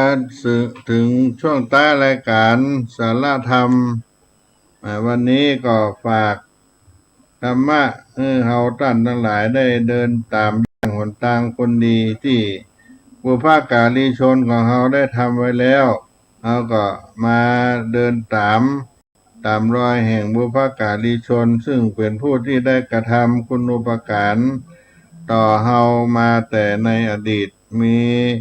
พ่อมีแม่เป็นต้นหรือผู้ที่มีพระคุณอื่นๆเนื่องจากบุพการีชนนั้นท่านเป็นผู้ให้ชีวิตจิตใจร่างกายตัวตนแก่เฮาอุปการะคุณเลี้ยงดูให้ทรัพย์ให้ศีลต่างๆได้ศึกษาทำเพียรเหล่านี้เป็นต้นจึงมีในวันนี้ได้เพราะท่านเป็นผู้ให้แก่เฮาได้เดินตามบุพการีที่ได้ทำมาแล้วตามแนวตามทางที่ได้ทำมาเรียกว่าบุพการีชนได้ทำมาแล้วเฮาก็มาเดินตามรอยกินตาลหยาดน้ำได้สร้างบุญสร้างบารมีตามคำสอนที่เพิ่นได้สั่งสอนมาให้ถูกต้องก็ได้ไปตามแนวทางของบรรพชนบรรพบุรุษที่ได้ดำเนินมาแล้วแต่ก่อนแล้วก็ได้มีโอวาทคำสอนให้ แก่เฮาท่านทั้งหลายปรารถนาให้ในสิ่งที่ดีแก่เฮาท่านทั้งหลายโดยเพราะฉะนั้นเฮาได้ใช้วิถีชีวิตตามบรรพบุรุษบรรพชนบุพการีชนที่ได้อบรมสั่งสอนมาก็ชื่อว่าได้มีความกตัญญูรู้คุณได้ให้ทานรักษาศีลเมตตาภาวนาไปก็ได้เป็นผู้เดินตามรอยพระบาทแห่งสัพพัญญูพระสัมมาสัมพุทธเจ้าวันนี้อาตมาภาพก็ขออำนวยพรให้ทุกท่านได้อยู่เย็นเป็นสุขก็ขอให้พ่ออาจารย์นันปันแม่ฟองจันทร์อินมาศพ่ออาจารย์วัดทาศพเศร้าท่านพระครูวิรกิจสถาพรที่ได้รับฟังธรรมะแล้วก็ได้ได้ตักมาหาขอให้อยู่เย็นเป็นสุขอายุมั่นขวัญยืนได้หายทุกข์หายโศกหายโรคหายภัยอายุวัฏโกก็ขอให้มีอายุมั่นยืนยาวได้120 กว่าปีธนวัฏโกมีจำเริญโภคะหลายยิ่งและก็ให้มีสิริวัฏโกมีความเป็นสิ่งที่เบิกบานในตัวเฮาและยะสาวัฏโกให้นำผลเป็นยศเป็นศักดิ์เกิดขึ้นแก่เฮาเราได้กลับได้ไหวยังแก้วเจ้าดัง3 ประการเป็นสิริมังคละวันนี้ขอให้ทุกท่านได้อยู่เย็นเป็นสุขกันทั่วหน้าสุขีติคายุโกภวะให้สุขเกษมไปจะใจมีอายุได้120 ขวบ9 พรรษาอภิธนาสีดิสานิจังได้กราบได้ไหวทุกวันข้ามเจ้าพุทธาปจายโนต่อผู้แก่ผู้เฒ่าพุทธาจารย์จัตตาโลธรรมาธรรมอนุรานทั้ง4จักเป็นชัดพี่มุงตนอายุวันโนสุขังบาลังมีอายุเตื่องมั่นตีคาจัตตาโลธรรมาว่าธรรมทั้ง4ให้ได้เป็นสิ่งที่มุงบนแก่เฮาให้ได้อยู่เย็นเป็นสุขกันทุกหน้าสัพพะทุกขาสัพพะพญาสัพพะโลกาวินาสันโตให้ได้เหล่างาบก็หายไปขอให้มีโชคมีชัยกันจุผู้ในคนวันนี้ขอล่ำลาไว้เพียงตัวอี้จัตตาโลธรรมาวัฏันติอายุวันโนสุขังปะลัง